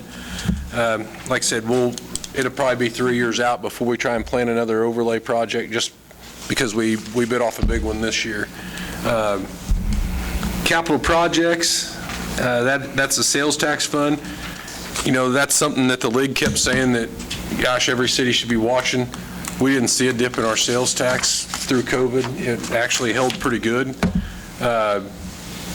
And I think, what we've got projected for this year, it'll be well over that 600,000, don't you, Roxanne? So, I mean, we're, based on 2020 actuals, I think we'll be bringing in around 750,000 in revenue. So we allocate, like Berkeley's project for the playground, we took that out of here. We also have Greg's sidewalk replacement program of 10,000 in here. And then each year we put a sidewalk replacement of 30,000 in. We don't typically use that. That's like the Walmart sidewalk that you guys had us do. Could be a trail project. I would like to get my trail built on Kentucky. I mean, that's a prime spot to pay for it out of. Are you talking north? I'm talking on from Strickler Road north to like Miller or someplace. Or up to the hospital. So the people that walk on that road. A lot of the college kids who are running laps have to run the long square. So yeah, if you're saying. And there's not a berm on the side. There's not, and if you have to bail out, because I used to run that, if you have to bail out, you're bailing out into the ditch, and there's just there's not even a curb. Pretty marshy, especially on the backside of that. There isn't a shoulder or anything that you can. You're there. So. Wasn't that something we was going to try to work with the county on, a corporate effort about building something out there? The county agreed to do the snow removal on it. We still do a lot of snow removal. Just depends on the day. I mean, county and us kind of double hit that, just depending on who gets out there first. Anyway, that's a project that I would like to keep working on. I don't think that I would wait until we, at some point in the future, widen that road, because I'm not sure that we would unless there was some development, which is unlikely. And I think you could build it far enough to the west of Kentucky that you wouldn't have to mess with it. What sidewalk the hospital put in past that water retention pond, it seems like it's quite a ways to the west already. Yeah, so if you could just kind of continue that down and. We'd have to secure some private easements down through there. You would have to, the main one would be the college. Then the biggest thing on the college is it's so marshy down in there. It would have to be probably built up just a little bit to get it done. Really, the only other thing in this fund, guys, we always have $10,000 kind of tucked away for trail maintenance. That's where if we have to buy some screenings to do some work, Dan's crew hasn't been able to catch up to it yet, but we've got to get some of that asphalt taken out north of Miller Road up to around the bridge, and we're going to go back in with screenings on that as well, rather than put asphalt in. You'll see the only other major thing that you see in this fund is we're transferring, $300,000 to $350,000 into major streets. That's nesting that money back for 54 Highway, which kind of leads into the last one is Fund 98, which is major street projects. We've allocated, earmarked, I guess, out of this money that we've got, $1 million to try and do some of that design work for 54 Highway. I don't know if that'll happen, but we've got to kind of start planning in that direction and figure out what the council wants us to do with that road. I think that's probably the next start, is talking to bonding agency, trying to get some of that, what it's going to cost us, plus looking at the design and maybe going out there and going in and do the design. Whether we have the money to build the project or not, the design's really not going to change down the road. Well, I would like to see us save a little bit more money towards that project, and I know that the span between mill and overlays is decreasing each time we do it, but that's going to be such an expensive project. I think we ought to have a little more money set aside. And that grate system at Elm Street, is it Elm? Yeah, wherever that grade is, that's a kind of especially something that needs to be addressed. Right. But if we started it right now, that would use up all money in the capital projects fund and everything else for like 15 years. Right. I think we've got to get a financial person in here to tell us, is it smart to bond it? Is it smart to well, do it now with the... Even if you bonded it, you'd still be the same situation. Right. Well, I thought that's what we talked about, was getting someone in here to do a presentation to the city council. Yeah, I'm not really in favor of getting the bonding agent in here until we get some more money saved up.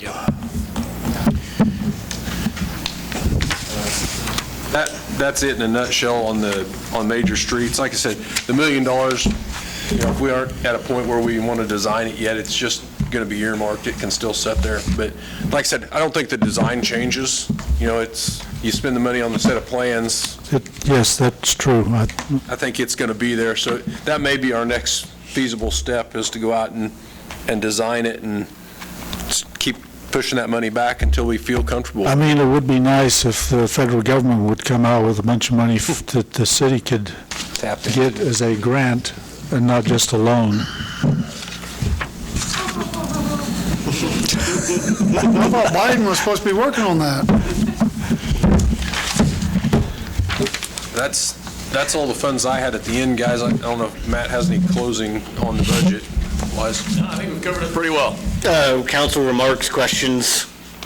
So I know that this probably should have come up earlier, but I know with us buying the fire truck, we're probably not going to put anything back in the future, but I know we had talked about it during those discussions, that given the extreme cost of that was a capital project that we were going to start making basically deposits in with a plan of, in the future, if that came up again, we would have something in reserve. I think we're putting money back.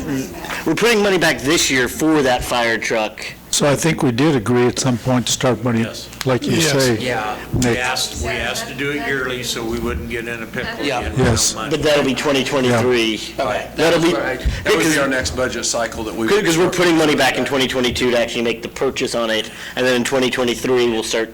And based on what Electric said, I think it'd be wise to go ahead and look at that too, because the Wartsella is a $10 million. Million and a half a megawatt.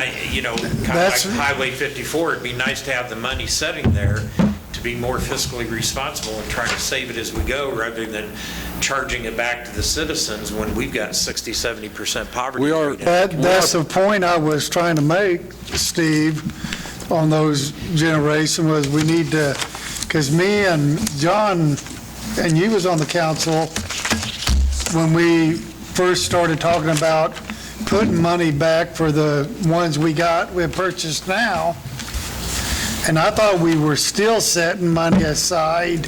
There is 50,000 guys that we're putting back in the fire department above the purchase of that truck for equipment. Now that's, like I said, that's just going into the savings account for equipment down the road. That's not much for a fire truck, but it's the start, I guess. Better than we were doing.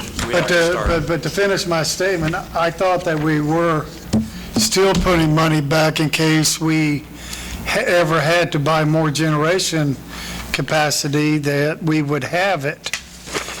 So we want to, run the risk of not having it if, just say one of those Wartsellas would to blow up. Yeah, I think you're right. We were, and I think that's still a great goal. I mean, we also talked about solar, and that proposal has not been brought back to us. Mm-hmm. But I think we do need to build up the reserve in that fund for just a... You was on the council, or the administrator, when we brought that up about getting money put back for the purchase of more generation power. So I think that's part of what we're using for that new generator that they just put in today. Mm-hmm. Right. And I think that's something we really need to look at in our next fiscal budget, is trying to start setting some money back aside again for additional generation power in case we do need it. So I think that the cost of the solar has come down in the last year from like $80 power to $30 power. So give it another 6 months, it'll be lower. So I think the technology is improving, be a little bit closer to being feasible. So do you think we need to save more money this year for the 54 project?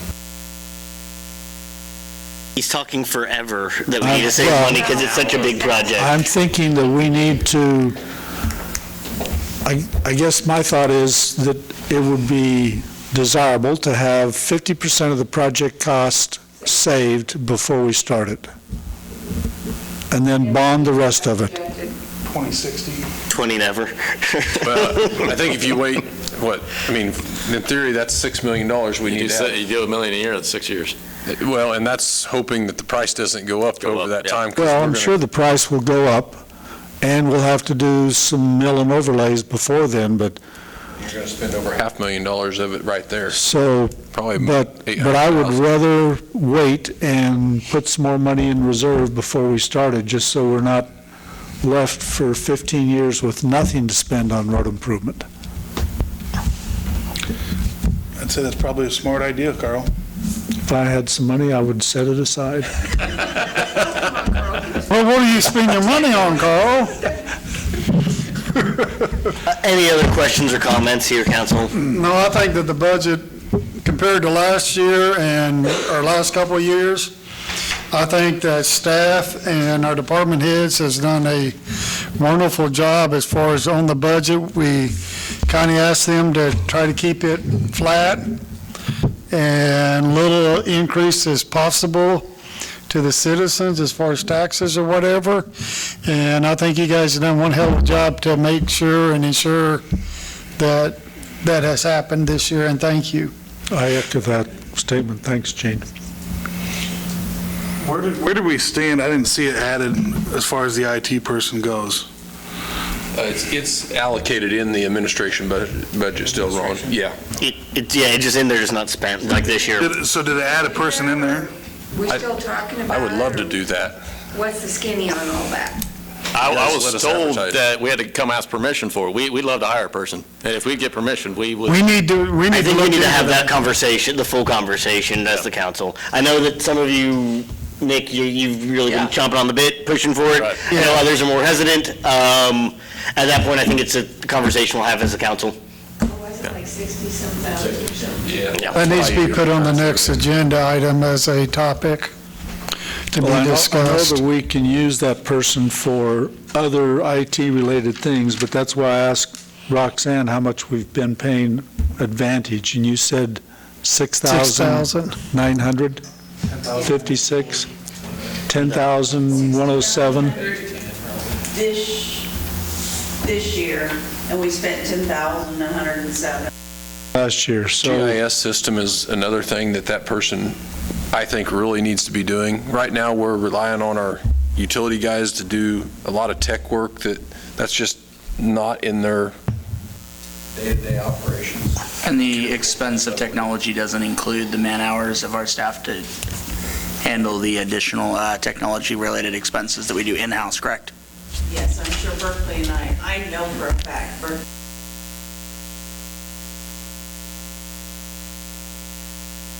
And Corey was just dealing with a laptop issue that it would have been nice to have someone with that kind of ability to come right in and finish it up. We didn't have a full-scale breakdown, but it was close. Had an old one to use. Yeah, he had a backup and that helped. It would definitely be a benefit, I think. That's something that I've always kind of deferred to Corey to talk to you all about. I'll sit down and educate myself with it. I think you guys got a lot on your plate right now. I mean, with the budget, want to get that done, keep it in the budget, and it's something that, Gene wants to talk about at next meeting. In my head, it was an August, September conversation to have. So, yeah, we ought to have it on the agenda at some point. At some point, we'll get it in there. We'll see what's on next one. If not, we'll do it August, September. I don't know that there's any rush, but yeah, it's something that definitely needs to be looked at. Yeah.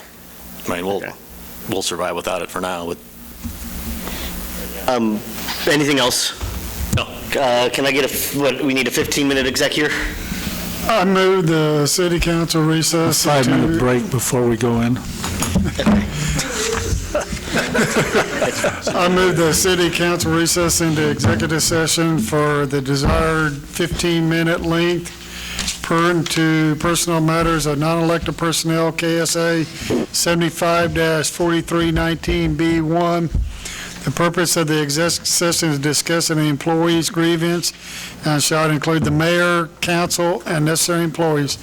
The regular meeting shall resume in the council chamber at 2:32. We'll get everybody 3 or 4 minutes. 8:32. Break. So we'll We'll give everybody, all those in favor? Okay. We'll give everybody 3 or 4 minutes. I will call the meeting back to order. We're now in line for council and administrator reports. I'll start with Mr. French. One issue, Corey, the beautiful work that the city did on the water drainage issue on North Cottonwood, where the water pours into Cedar Brook Estate retention pond. Oh, right. Where we were having all that soil washed out by the runoff from Cottonwood. Okay. All those big rocks have washed out from this last 2 storms we've had. We're getting exposed dirt banks again. So I don't know if we One need of these to days, dump. they're going to have to dredge their pond, aren't they? It's getting pretty full with the dirt that poured in there, but a lot of the big stone rolled down, and we're just going to see erosion of dirt again if we don't. Maybe need to squirt some concrete between the stone or something. If you could take a look at that, I'd appreciate it. Thank you. That's all I have. Kim? Ron? Carl? Matt, if you would pass on to the department heads that I did a great job on their presentation. Will do, and I'll second that. I got one question that was brought up to me the other day. We're paying an EMS director, whatever we're paying, I don't remember what it was. Why isn't he involved in this countywide negotiations on EMS instead of it just being the ones that are doing it now? Why isn't our city EMS director involved in on that? Can that be answered? Well, Gene, I guess I've gone with the department head there. Then why do we have an EMS director if he's not going to be involved in a very crucial negotiations and Well, with the negotiations, though, they're only authorized to do whatever we do. So Steve and I are meeting, and so Steve and I are really the two that we're bringing the council's message forward. The other staff that are in that room are there to be experts on the policy, of knowing the contract, of knowing what happens on the day-to-day operations, which is, answers to chief when it comes to both the fire and the EMS side there. Wouldn't an EMS director know the daily operation and what's going on daily? I mean, I just feel the citizen brought this up to me, and after I sat and thought about it for over a week, I feel that, the same as they do, if we're paying an EMS director in the city, but yet he's being left out of all this stuff here, then why are we paying an EMS director? He's been bringing forward information, and so it's an information query when we say bring this information.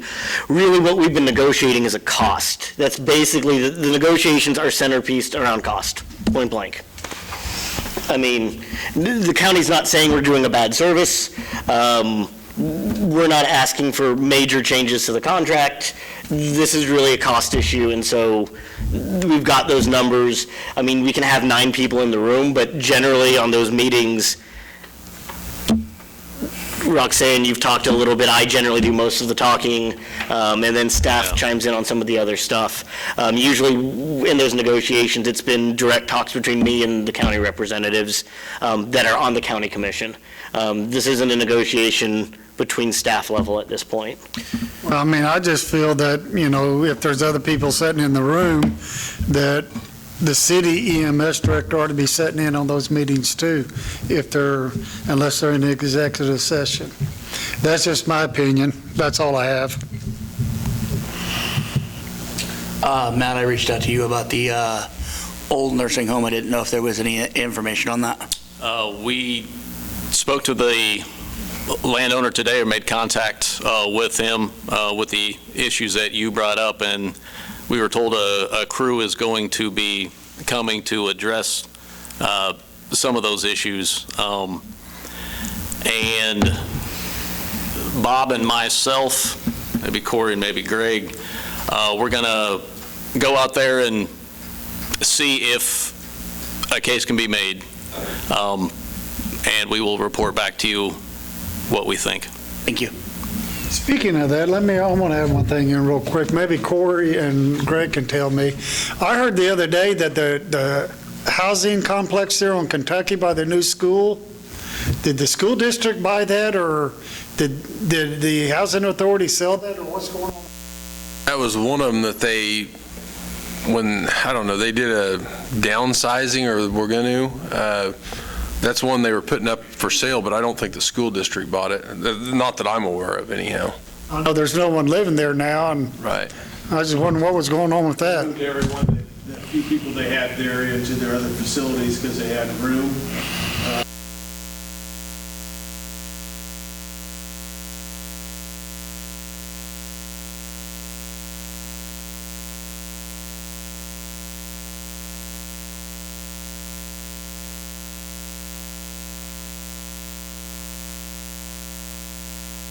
Okay, I was just wondering about that. We signed something releasing it, that we would sell it. Let's go, something like that. Okay, I was just wondering about that. Sorry, John. All right. Again, thanks to all the city staff for their budget. Thanks for the 2020 year.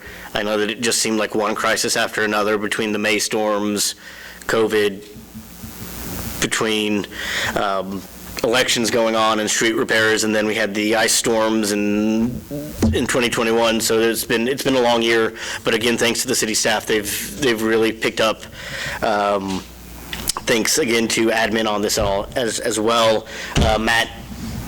Yeah, one thing, and I put this in the manager's note, but for publicly to say it, and there's no one here. The city did receive the $150,000 grant that we asked Thrive to apply for through the CDBG CV funds. That's a coronavirus supplement program. I got $150,000. Thank you. New chairs for the city council. Those are the funds for the businesses. That's business funds. And if they have any questions, we hired Thrive for a reason. So if you have any questions, any businesses, to just contact Thrive, and they got all that stuff for us. And we'll do more than just talk about it at a council meeting. We'll get it out. It is my understanding that this is the third grant of this. Is that right? This is the third one that the city's received, and it's because of need. And so there's some businesses that are already that we have some lined up already for this. So really good thing. This is just a partial payment, right? Wasn't there going to be more than that issued? But this is the coronavirus business fund. We've also got the coronavirus ARP or whatever. CV3 funds. Yeah. Right? Oh, you're talking about the ARPA funds? Yeah, we did get that $400,000. And give you an update on that. They've amended the rules again. We get a payment this year. We'll get $400,000 around this time next year. We don't have to have a project decided until December 31 of 2024. We don't even have to do it until 2026. So it wasn't a big time crunch beforehand, and they tacked on 2 years for some reason. That's all I have, Mayor. One other thing, where's the meeting next? We're at the Bass, just for everyone to reminder, because of the fair, we'll be at the other building. I forgot one other thing. I missed the Peerless tour last Wednesday, but they were kind enough to, because I have a conflict on Wednesdays, but they were kind enough to give me a tour myself last week, so appreciate Peerless in doing that. I'll make a motion to adjourn the meeting. All those in favor? Opposed? Motion passes.